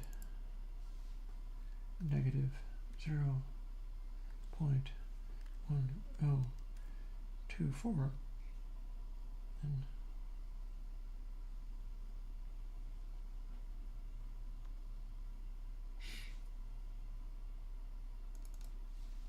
negative 0.09. So that should be equating the figures that I have coming in off of the version of PEF90 that's working. This stuff is producing the same values, because if I have these numbers and they are full crank, these all become 1. And so these only refer to stuff within themselves. Like the 7th doesn't refer to the 6th or the 8th or anything like that. Get param 6 is going to be 1 if it's full crank. That times 3.8 gives me the 3.8 that I was using before, and that times itself gives me the newly calculated one that I've got. Amount is the amount that I apply it, so that's going to be 1.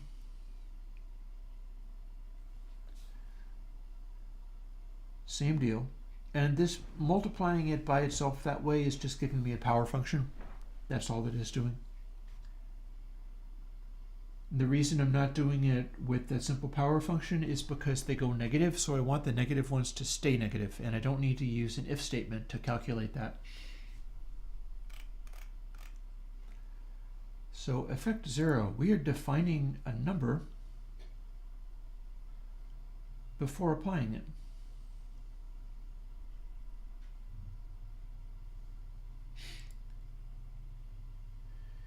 We're defining this, and then we are only referring to it. We are never redefining it. We never go in P3 equals anything. So that stays where it is. So the only thing we're really missing is effect. Let's see what we get if we are taking that.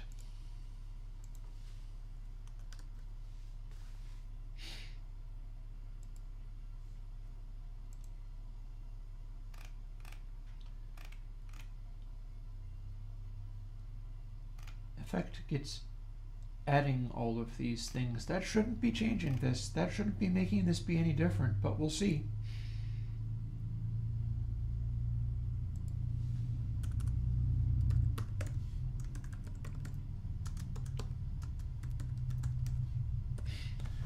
Like this shouldn't be making it be any different, honestly.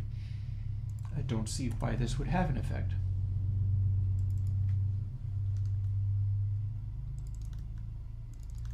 But we are getting closer to replicating how the other plugin was made.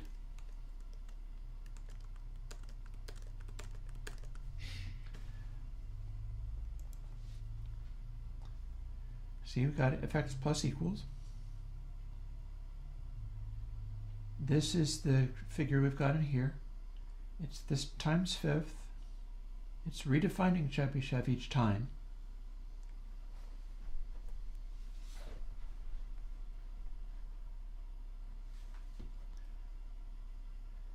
It's not using it across different things. So far so good. We should have replicated what the previous plugin did. Like the previous plugin did it in this order and in this way. And then input sample plus equals effects times amount, and that is only negative 1 to 1.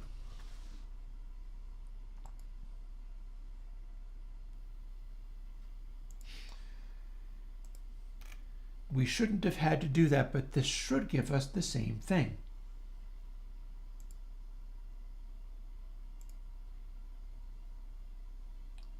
Except it's not declared. Why is it not declared? I thought I had just, oh, because I didn't declare it. That's fair. Yay. We're doing programming. So, build succeeded.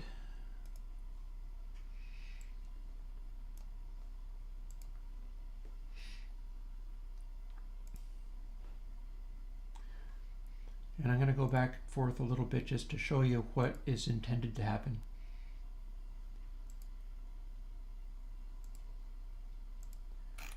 Normalize. So yeah, again, we're going all the way up to harmonic 13.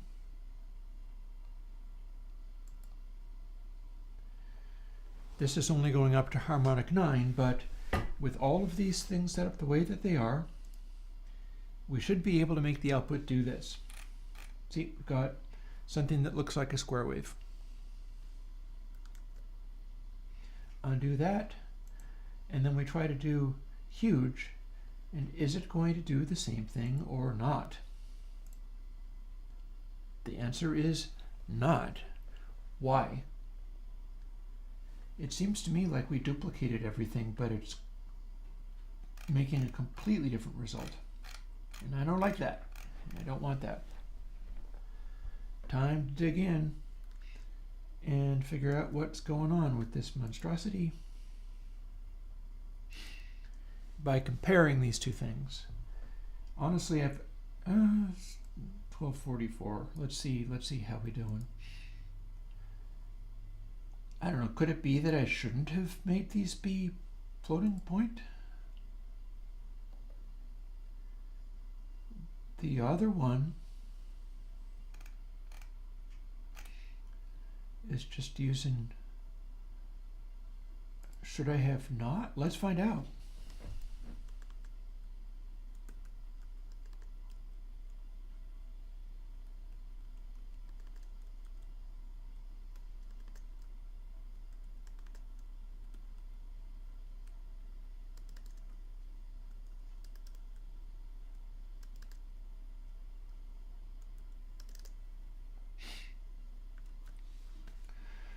Now that I've done those, let's quickly do it and see if anything changed. So if nothing changed, then there's no point in doing all the rest.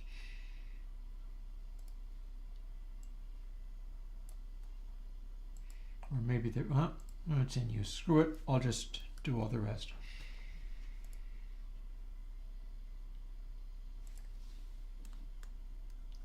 This shouldn't matter. Then I suppose, though, if it does actually matter even though it shouldn't. That might be why I had it that way in the other one.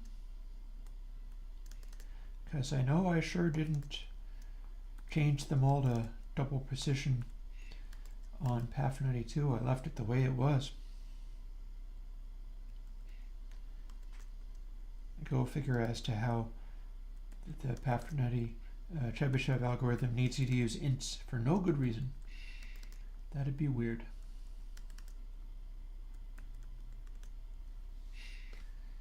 I considered that that would be weird. Build and be free.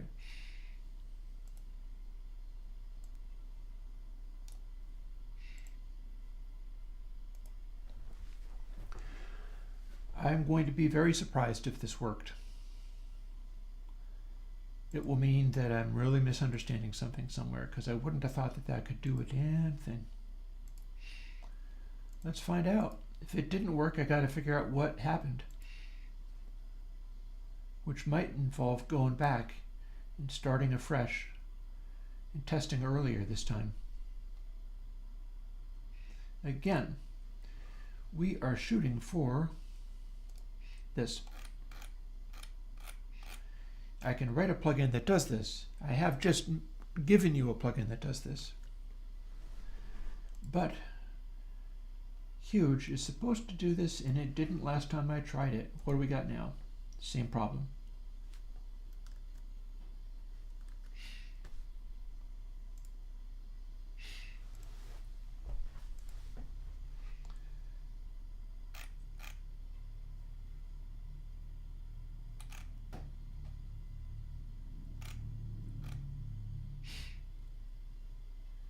Here's what we're going to do.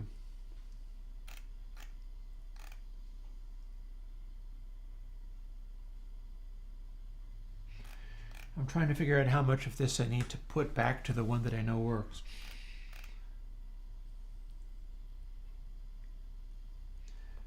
Let's grab this chunk, put it back, and see if that changes anything.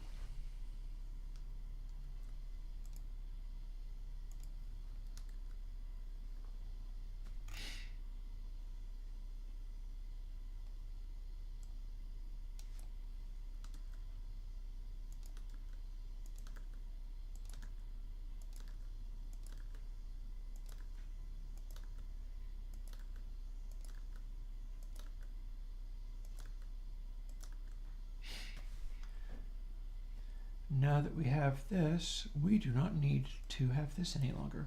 Could be just, I mean, the way the math works, we could be just running into problems with the resolution of it all, like small errors in floating point calculation could be throwing everything off.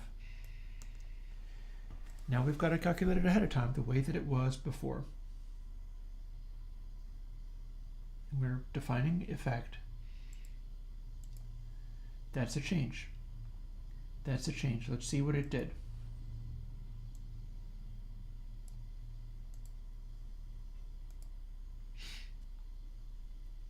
Could be we need to do that way. Shouldn't have to. But if this works, I can tell you a logical reason why that might have happened. I'm guessing this probably isn't going to work. Let's find out. Airwindows huge, bam. It did not work.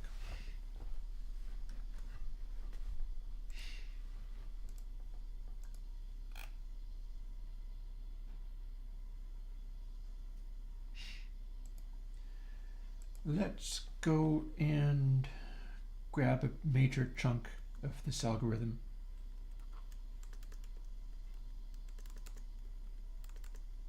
Oh.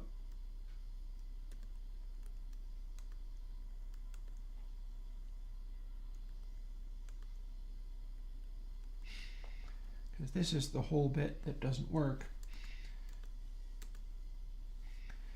So I can comment it all out like that.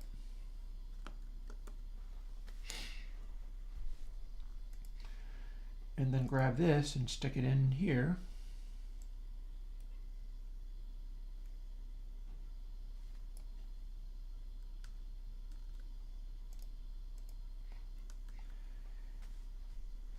Let's effect times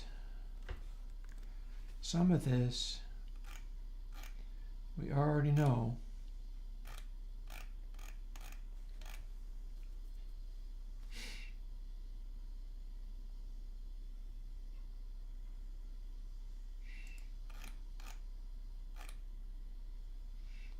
Might as well. B2, that's defined, so we don't need to define it up here. Let's grab this and put it all back. Because we got nothing up here at the moment. Now we have everything up here. Odd harmonics.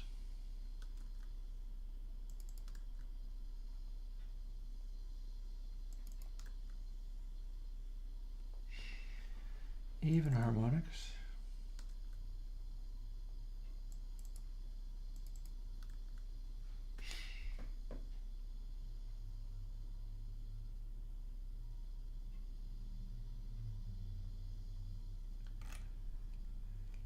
So 1 is going to be set to 0.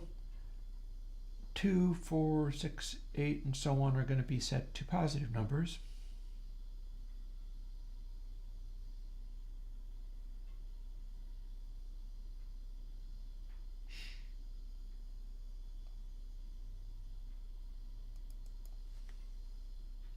So we're going to copy that. We're going to use all of the things. And all of the positive numbers, which are odd harmonics, are going to be set to cranked all the way up. And all of the other ones, which are odd numbers, are going to be... That's dumb. Let's do it a different way.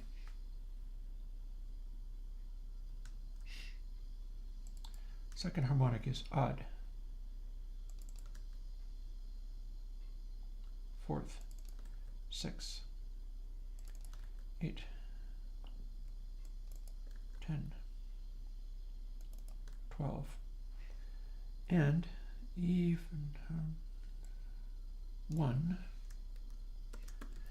We're sort of short-circuiting this so that only a couple of the controls work.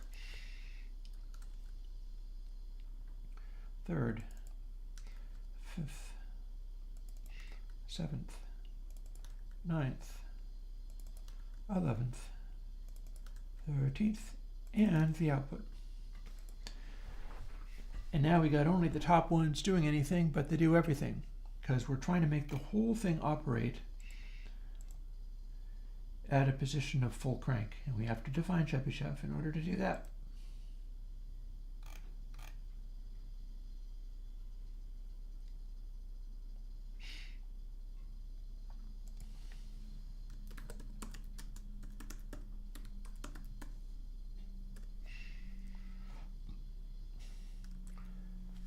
Now we can build.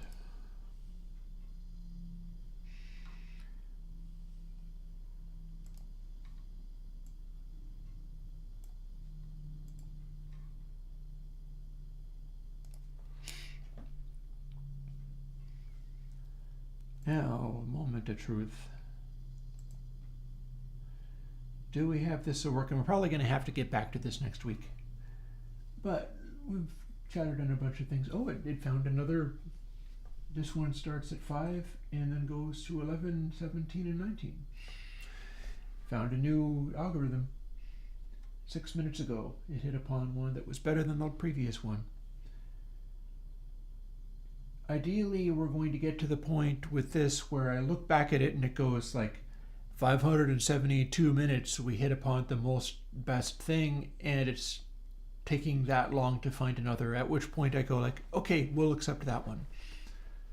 For now, it just found a good one. And so it's probably hitting new ones about every half an hour or so. Let us normalize. And let us zoom in here. And now we go immediately to huge. And all of our 1 is 1 and all of our 2 is 0. And we got there.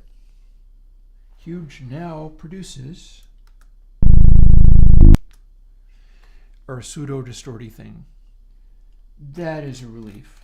I really wish I knew why it was doing that. We're going to play, I think, a little bit with it so that I can boil it down. And then I can figure out what the heck is going on there.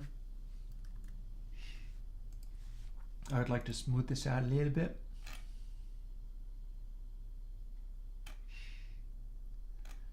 Because this seems kind of crazy.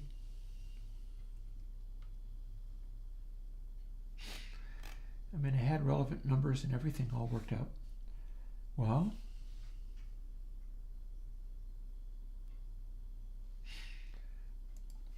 here's the thing.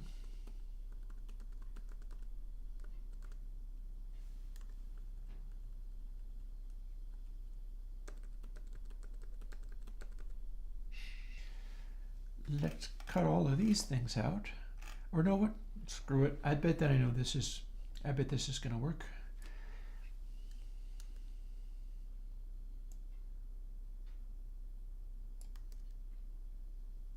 Or at least if this doesn't, I'll find out real quick, won't I? We don't want 6, but we do want 7. We don't want 8, but we do want 9. We don't want 10, but we do want 11.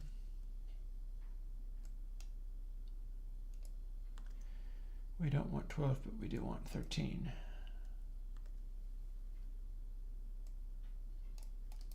Stop that breakpoint.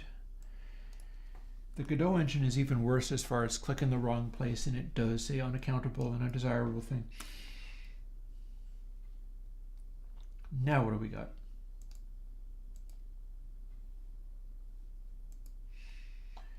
Did we just kill it, or did we not?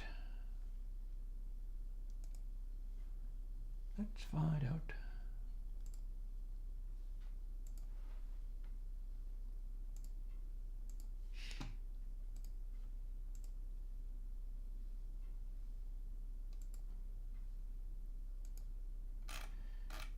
Alrighty, we're still good.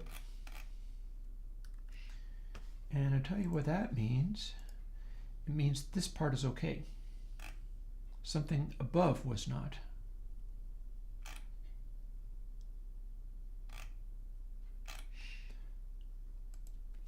So now let's comment this bit out.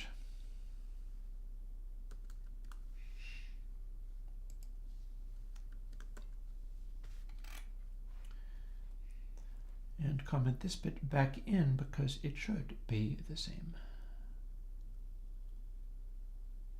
Or should it? That doesn't look the same, does it?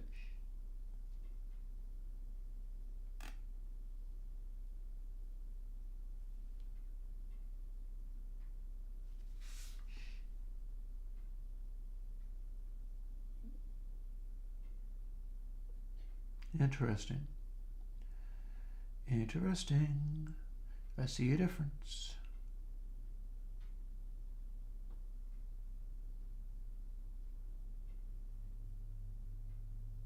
I think I see a difference. So effect plus equals, so we're just assigning Chebyshev to this, and then effect plus equals it times the amount that we're doing, which is this amount. Well, let's go and do it and see if it blows. Then if that fails, we can figure out what made these two things different. Because this is the way that I just amended it, and the whole point was to try to get it the same.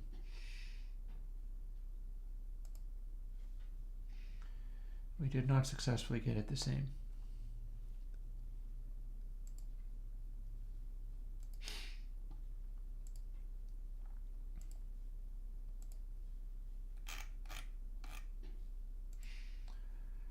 Now, are we back to our weird effect or not?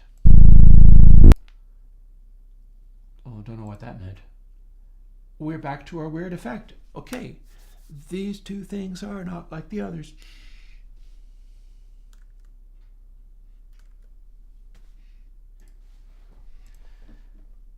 What changed to make these things be different?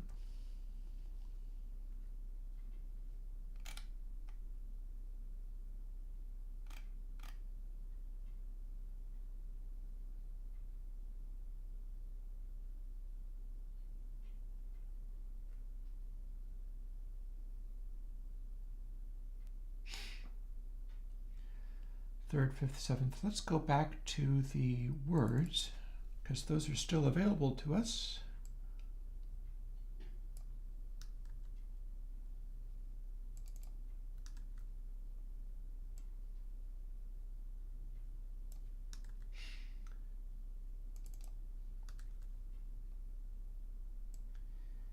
Maybe I just have the wrong numbers going on here, because that would do it.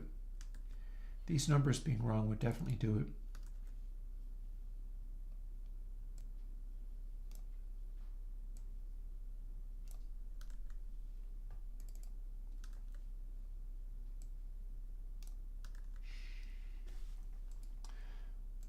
So if you use the numbers from the previous one as assigned by the controls, which I thought I had figured out how that stuff worked, but maybe I'm not right about that. If we use those numbers, and those numbers can be the things that modulate too. The whole point is to be able to modulate these going forward.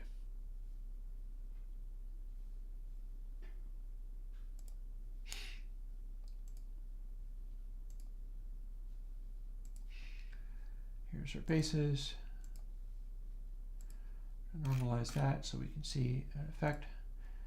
And what did we get?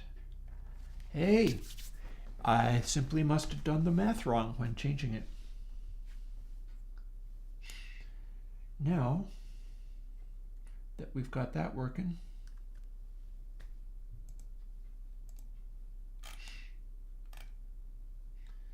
we don't need some of this.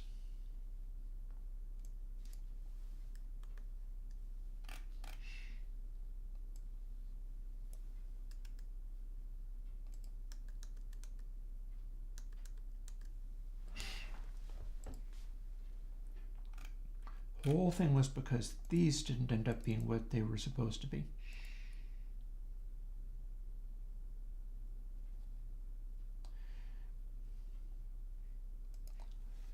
Let us now try a thing.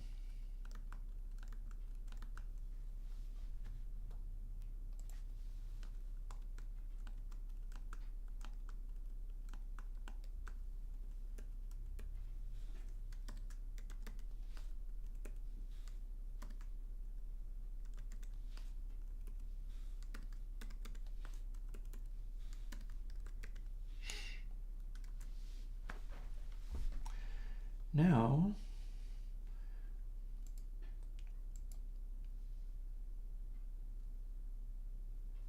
it should be making one where we don't have as many high harmonics, because if we can modulate that, we can do the eventual result probably next week.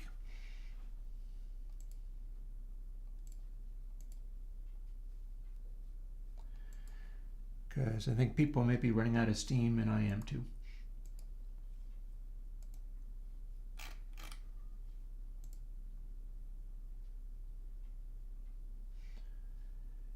Do we now have a distorty thing with fewer harmonics? Yes, we totes do.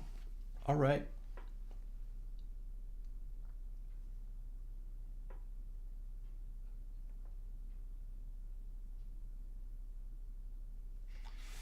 So logically what's happening is each of these Chebyshev harmonics that can be either the number that causes it to be like the square wave or smaller. Like if this was a Godot, I'd start printing these things out. I generally work in audio for the plugins, and so I have to hear what happens.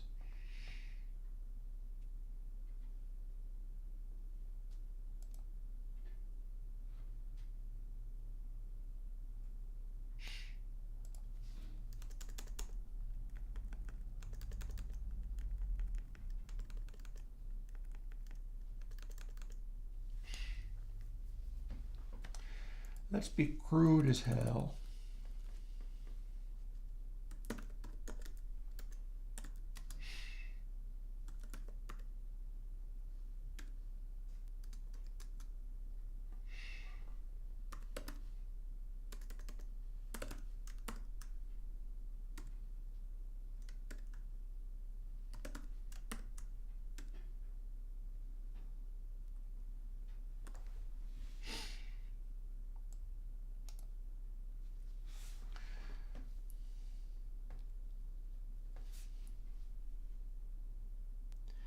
Yeah, because we have a sine wave. If there is no change to the result of the sine wave, then all of these harmonics ended up being essentially nothing. Oh, I do need to check on. I gotta save something. Let's get this to where I can look at it.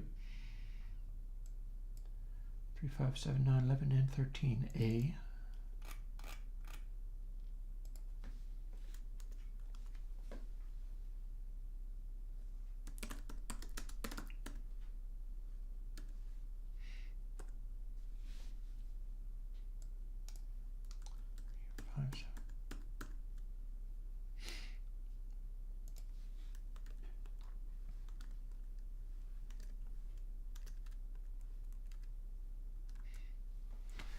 Let's have some numbers to work with. We're going to save the last one because we want slew rate, not just absolute value. And so we're going to define these, otherwise they are going to make everything explode. C does that.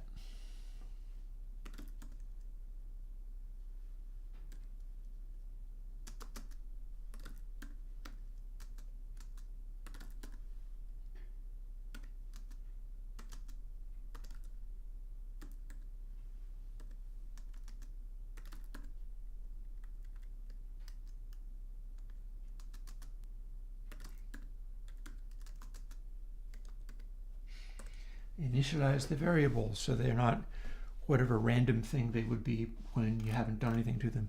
My fire's going out too. Well, we're winding up. We're 10 minutes past 1 here. And some of this stuff I'm going to be figuring out how to erase, but not just yet.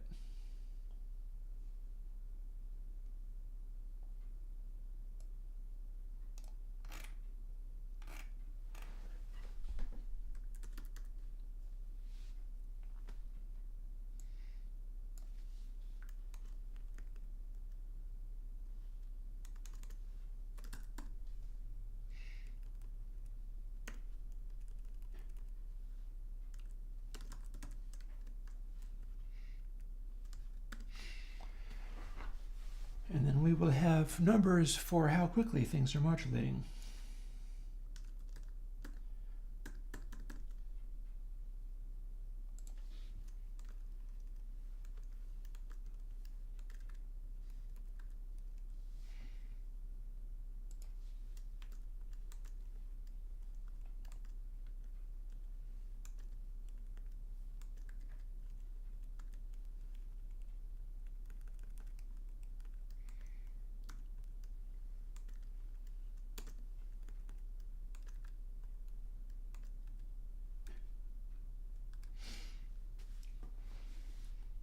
Does it actually say prof P? I doubt it does. No, it doesn't.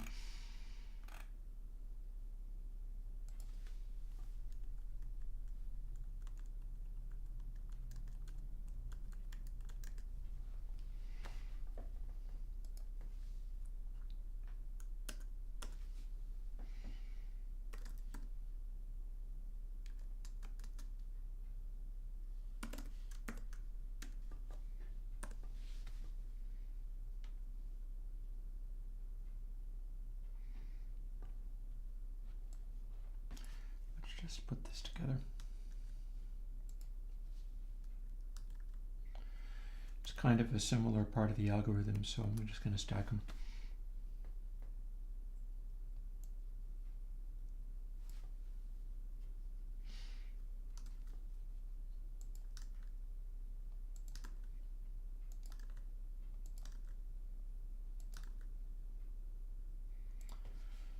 consolidating stuff in sort of similar function blocks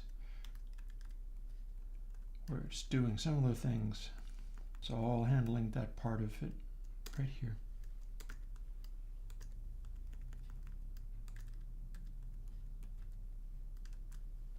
Some people would hate doing this way. Doesn't worry me. Not my problem. And now we have a factor. It's going to be a number, and if everything is flat or very smooth, it's going to be practically 0.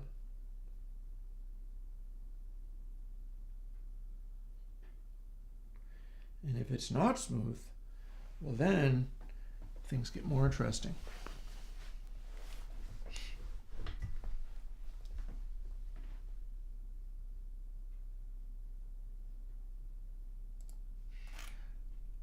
Let's get a number.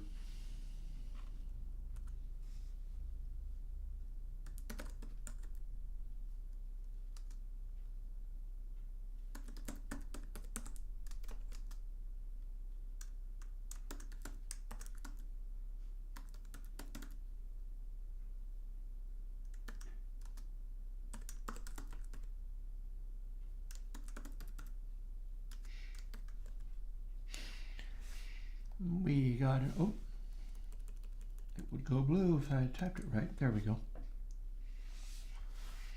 We have got a number. It's going to be a threshold, and we'll be able to hear this do something before I log off. Now, whether it's going to do it nicely is a whole other question, but we should be able to make this do a thing. It'll do it in a nasty, crunchy sort of way, but it'll do it.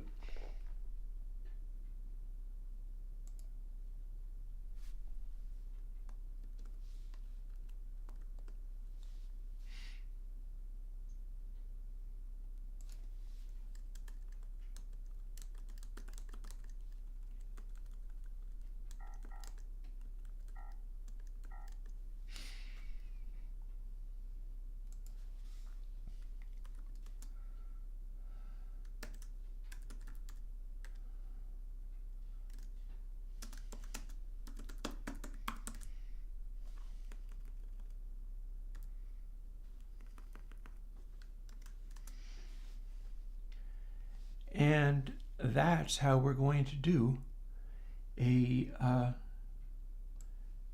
threshold factor that should cut off stuff appropriately. Now it'll do it in a nasty, crude, abrupt way, but the idea is to see whether we can make this whole effect work at all. Defined effect up here. Don't need to define it up here. It only needs to live down here.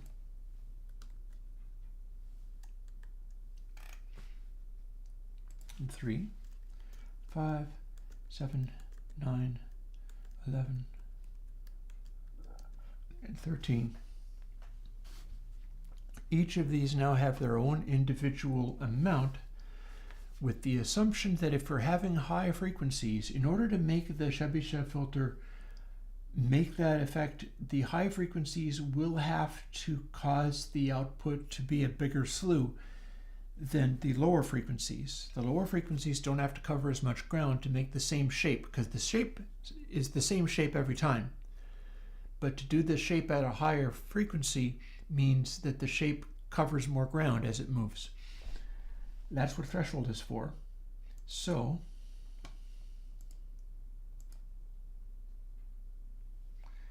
we're first going to fuss with it a little bit to see whether we can make it make a noise, and then we're going to play it on some kind of audio.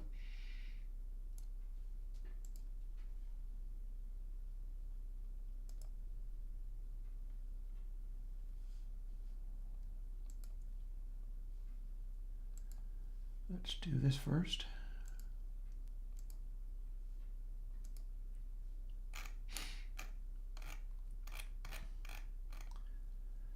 Now, the frequencies that we have there are not going to be very helpful, but we can probably go between do something and do nothing.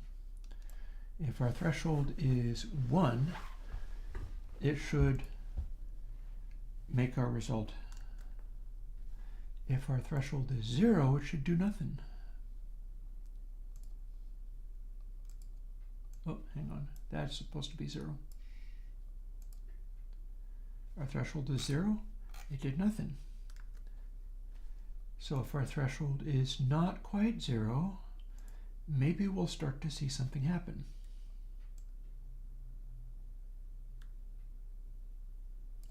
0, 0, 1.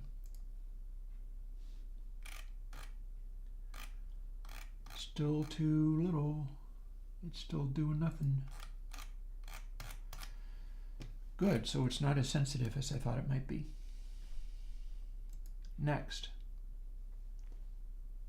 Try it again. 0.3. Oh, it still ain't doing nothing. Okay. Are we setting this wrong or something? Let's make it do the thing again.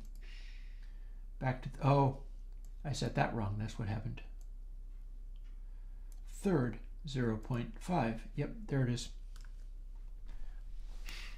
We're not actually hearing this, but you'll hear something once I have dialed in what this is doing. 0.05, how about? That's still affecting everything. Or is it? Yeah, it's still affecting everything. What happens when we do the same thing, remembering that it is the third parameter we need to affect, and it's 0.1. What do we get here?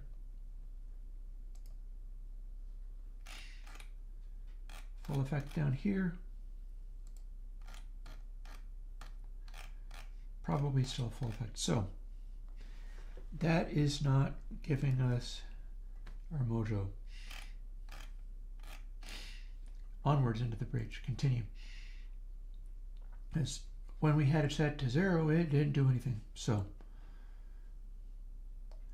0.002, how about? Oh, hello. See that? See that? What do we got here? Oh, it's going crazy. That's what's happening. So clearly this is not a good thing to do, but boy, do we have a result. That's acting like a really messed up version of the craziness. And then if we go over to here, we're clearly trying to apply less, and we have something that looks more like the, well, then it sounds like this.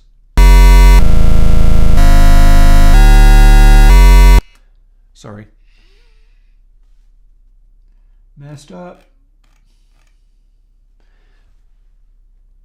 I bet it sounded funky too. Sorry for that. I just killed everybody. Hey! Audio damage as everybody logs off. So I think we're done for the day. We have established that, well, maybe we're not though. Maybe we're not, because I know what happened to make it break so horribly. I know what went wrong. Firstly, let's quit and get out of here, because we certainly don't want to hear that again. Sorry everybody. That was horrifying.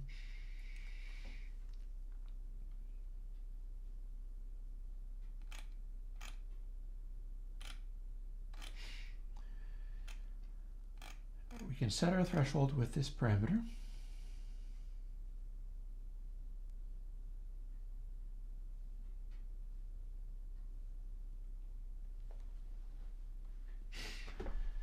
And then let's copy and paste this, because we're not going to want it to be like that. That was horrible.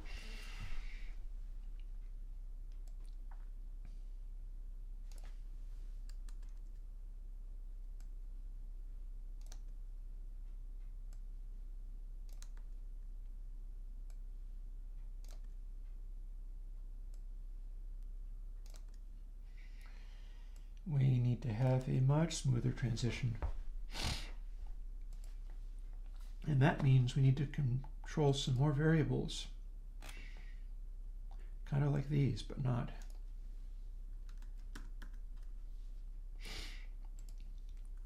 We can't redefine them, but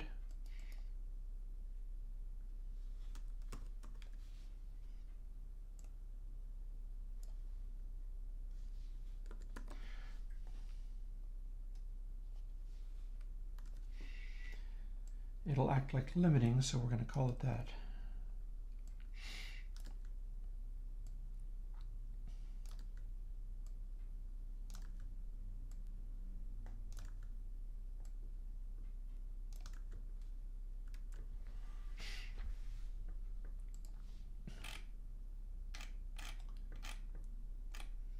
And we got to go up here and do similarly.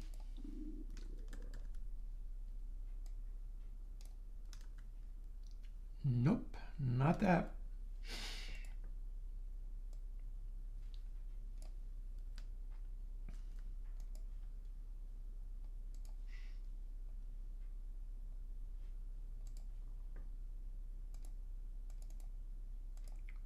Easy now, sport. Like this.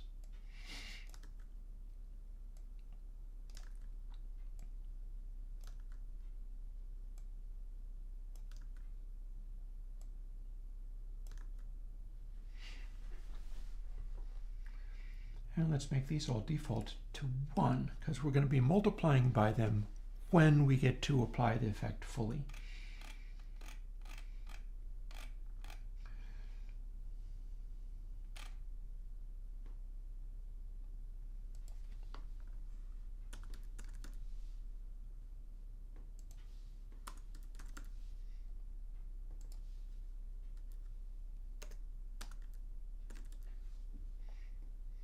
See what I'm doing momentarily.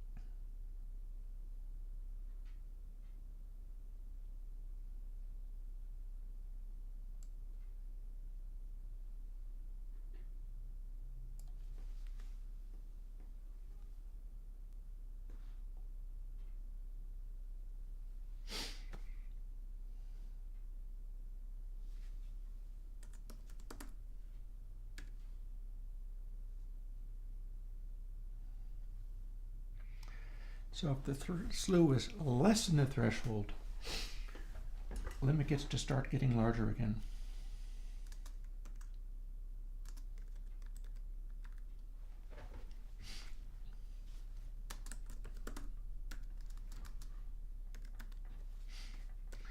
Otherwise, we just totally clamp it to death. Now,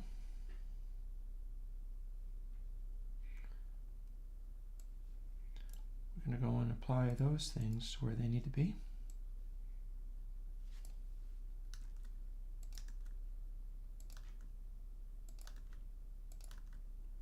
When you're doing this, you have to remember to get the numbers correct.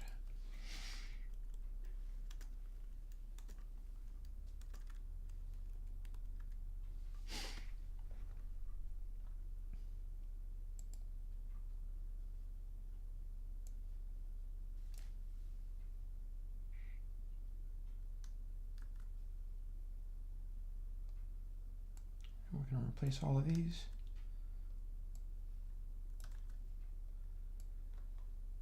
Because this is just controlling our limiter now.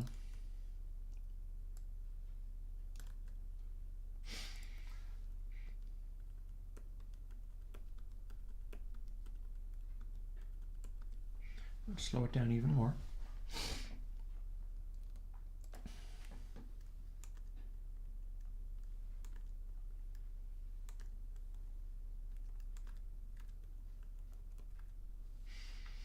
And then we have to clamp those, otherwise they'll start becoming infinitely loud again.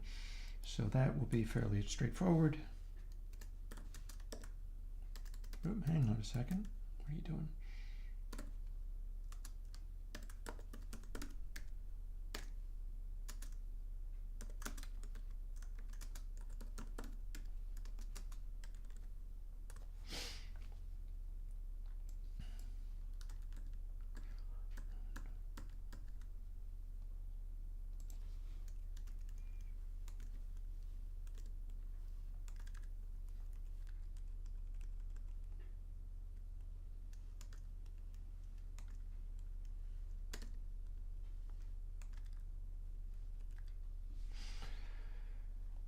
And lastly,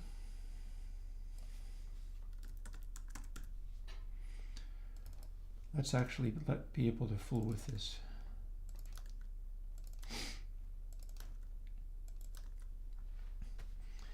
We have a really, really sharp attack on these guys.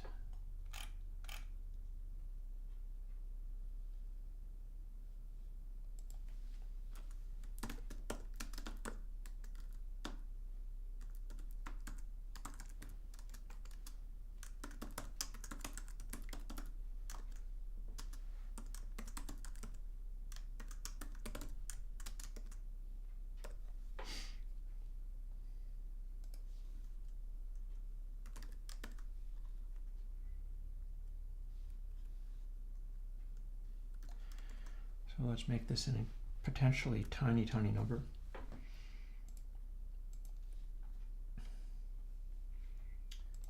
And now we should have a thing.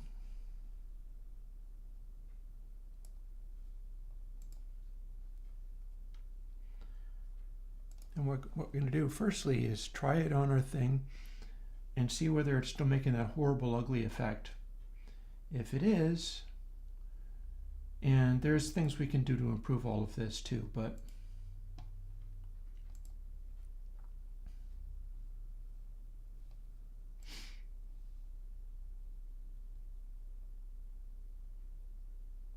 fourth, did I say fourth?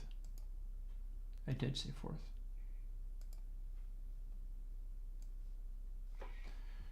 So if we have incredibly fast release, hello. Oh, that's very sensitive. That's kicking in real quick. And all the rest of them. Oh, I see what's happening.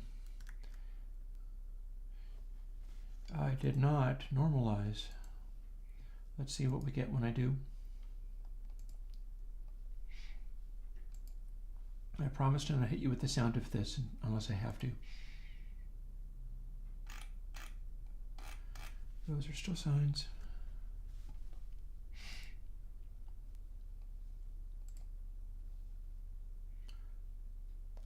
Slightly higher threshold than that. 0.1. Fourth is very high, so this should be the nastified again. Except for it's not, because nothing's actually getting addressed.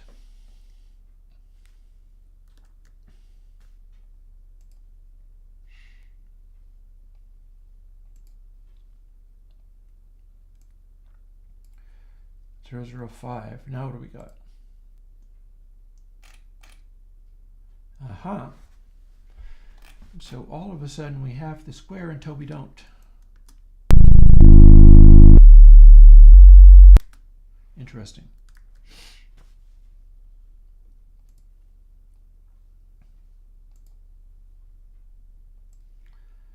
What happens if we have this at 0? Pretty much the same thing. Are we doing this right? Statement has no effect. What's going on here?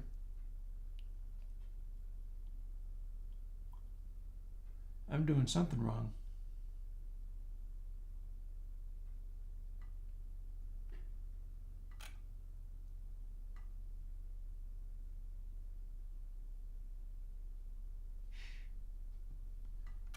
The hay. I do have threshold, yes. Yes, I do.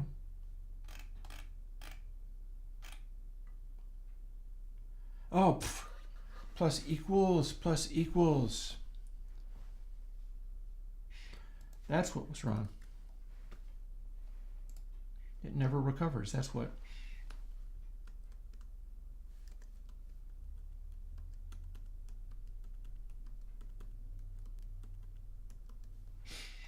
Now it should work. Plus equals, hey Fukumas.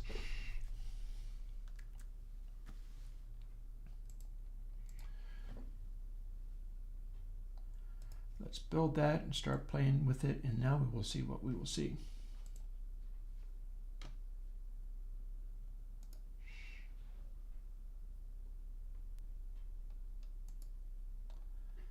Same deal. Let's see what it does in the this ended up being a horror show when we didn't have the compression going.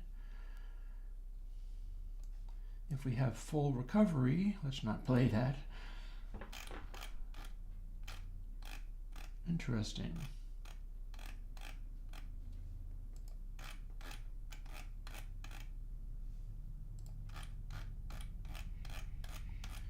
Oh, this looks very much the same.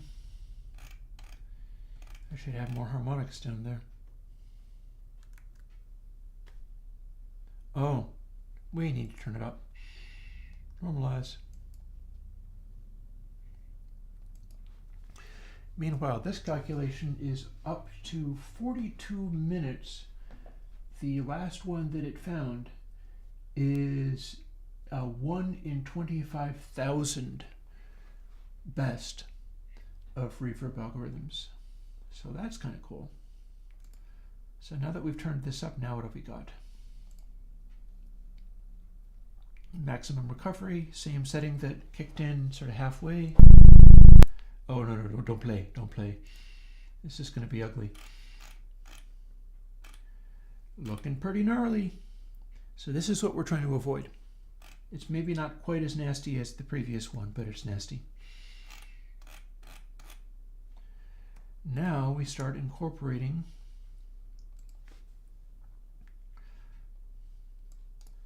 zero, and that converts it immediately to its plain sine. So if we have a bit of recovery, we might get something we can actually hear without killing everybody. Mind you, it's going to be loud. This is a loudinator, so just warning you.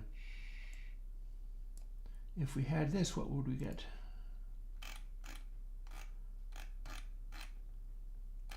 I see some ticks in there. It's coming back in a particular way, but it's maybe not as effective as it might be.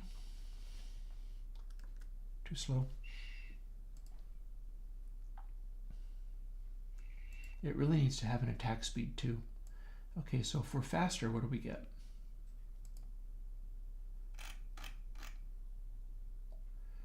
That's gnarly. Ooh boy, that's gnarly. But our lowest frequency is a very clean thing because nothing actually kicks in.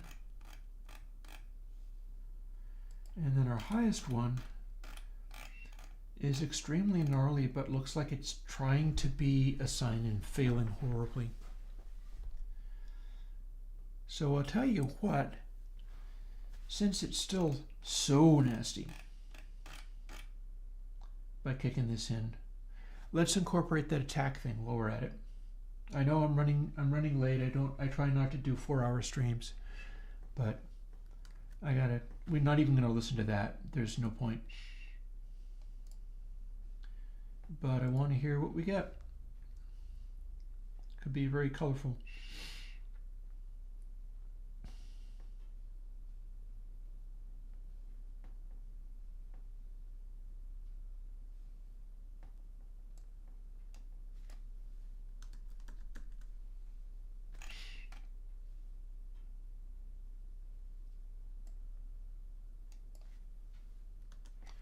Let's be clever.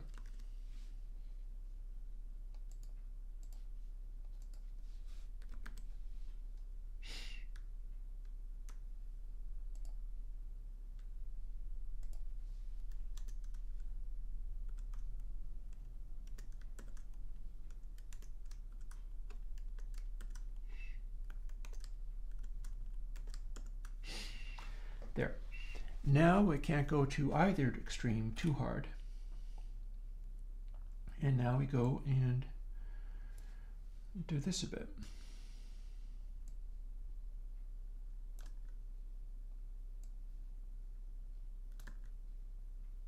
Remembering, of course, to update the numbers.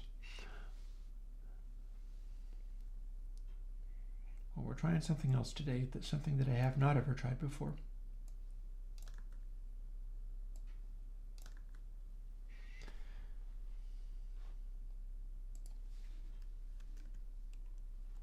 Oh, I mentioned the numbers and then forgot to do them.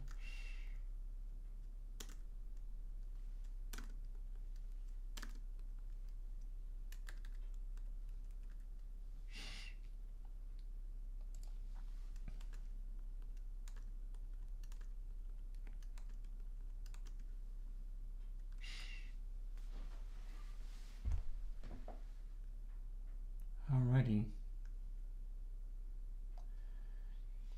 We could also be doing a thing where only the one on the end gets attenuated. That might be important. It might be a very significant thing, because I feel like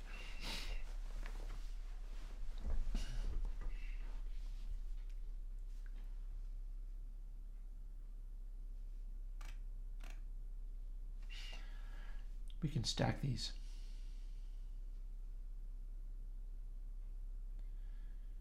In fact, let's stack these.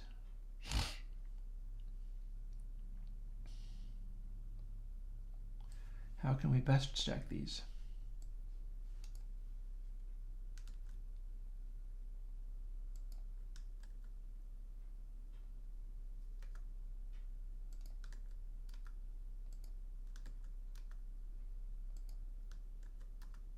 Reminds me of another plugin I did once.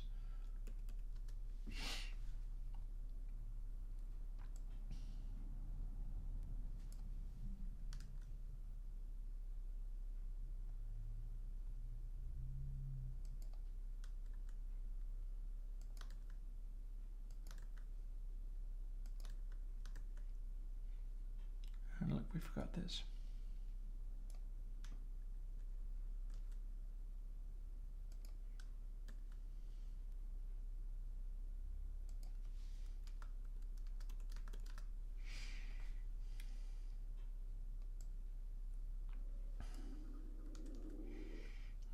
Stomach is complaining loudly at this. Well, be done with work eventually.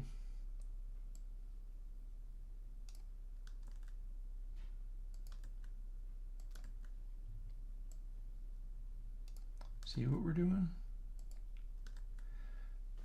If our most extreme one is not suppressed, then everything has to be at full crank.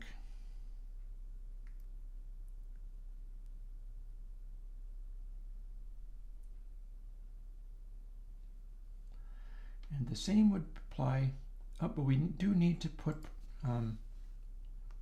containers. Oh boy.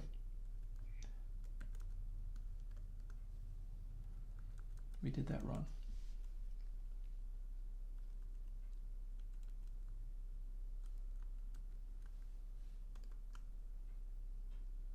Oh boy. This is proving awkward. What are you doing to me? Come on. Come on, come on, come on, come on. Be a good little computer program. Don't cause me a GDAD and cause me to lose my mind. Like that. So if I do these wrong, it starts throwing the text around at me. And I don't like that.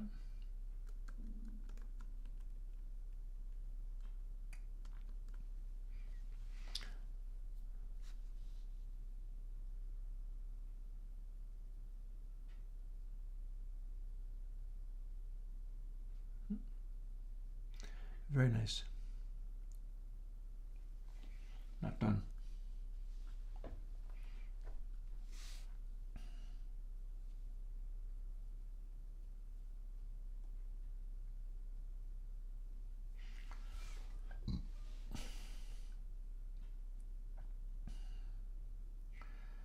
And we're going to do the same thing the other way around.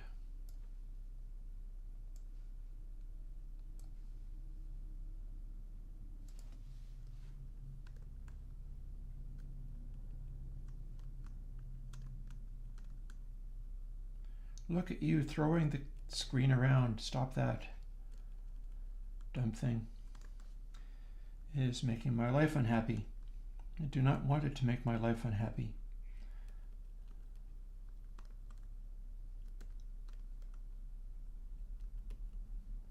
I had enough to deal with this nasty stuff. So, if limit 3 is 0, everything else also has to be 0. So we're going to start copying these things around the other way.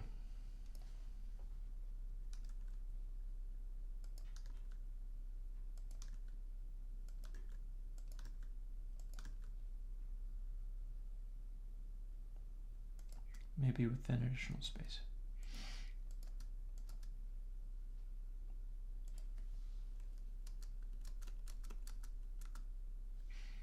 That will help me have the additional space.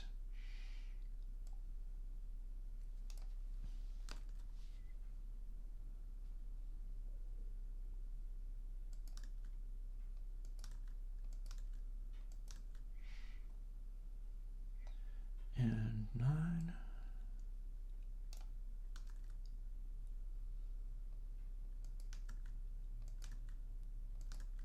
It's making a little sort of pyramid thingy. 7. And the end result is if any of these have kicked in that hard, they all have to comply. The harmonics go in a sequence, they do not go random. Because the random is definitely what's throwing everything into insanity.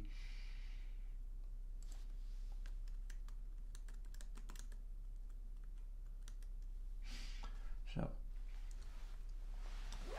13, 11, also 13, 9, 11, 13, so on and so forth. And we'll smush them together like this. Hey! We got a sort of spike. Now what have we got?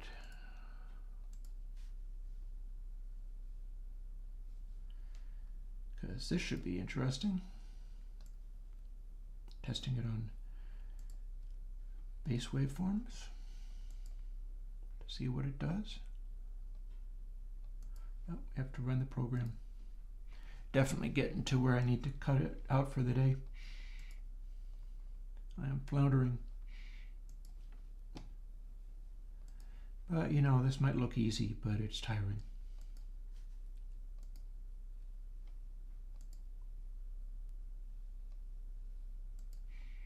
Huge. Okay, that did something before. Now what does it do?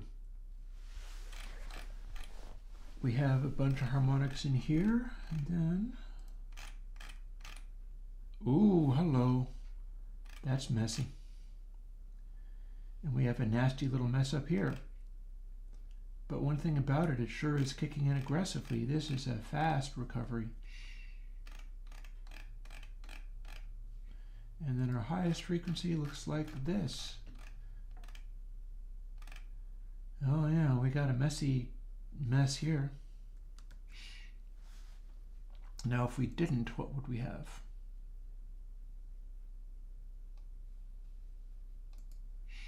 And by that I mean slow everything the heck down. Same onset speed.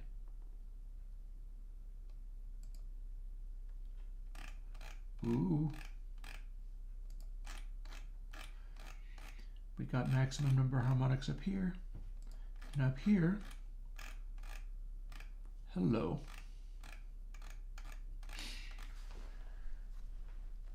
And our end result is playable without killing everybody. This is going to be a little bit loud, but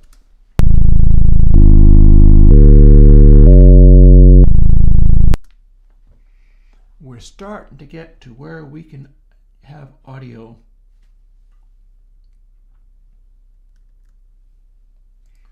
Don't save that. What can we open?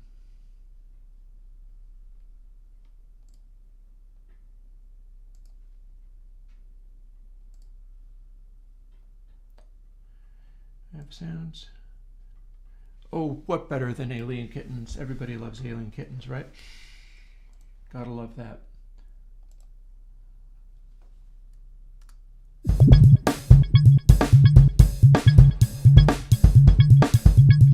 And I give you Airwindows Huge in its most primitive form.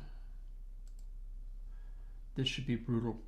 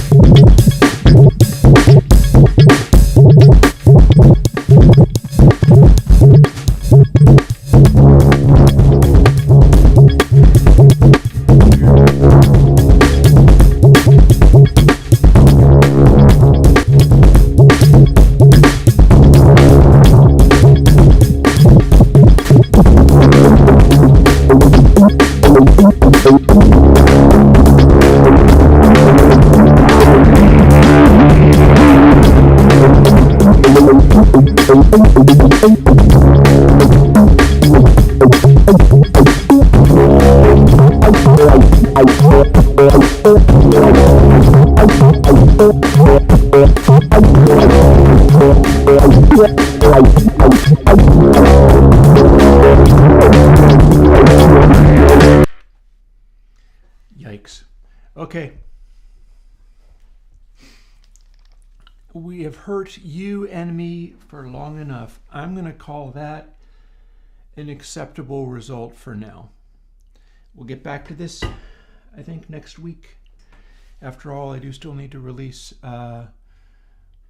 Orbit Cake, because Orbit Cake is ready to come out. That was loud. Oh boy, that was loud. We're going to need to dial in some stuff that makes a little better sense, but that is a crazy, brutal loudinator thingy, and should be good fun.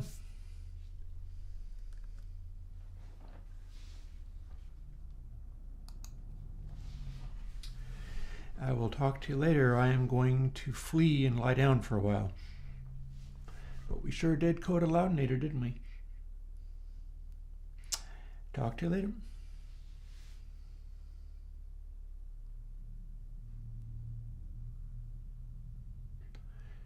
I really need to make a black screen. We'll go to that.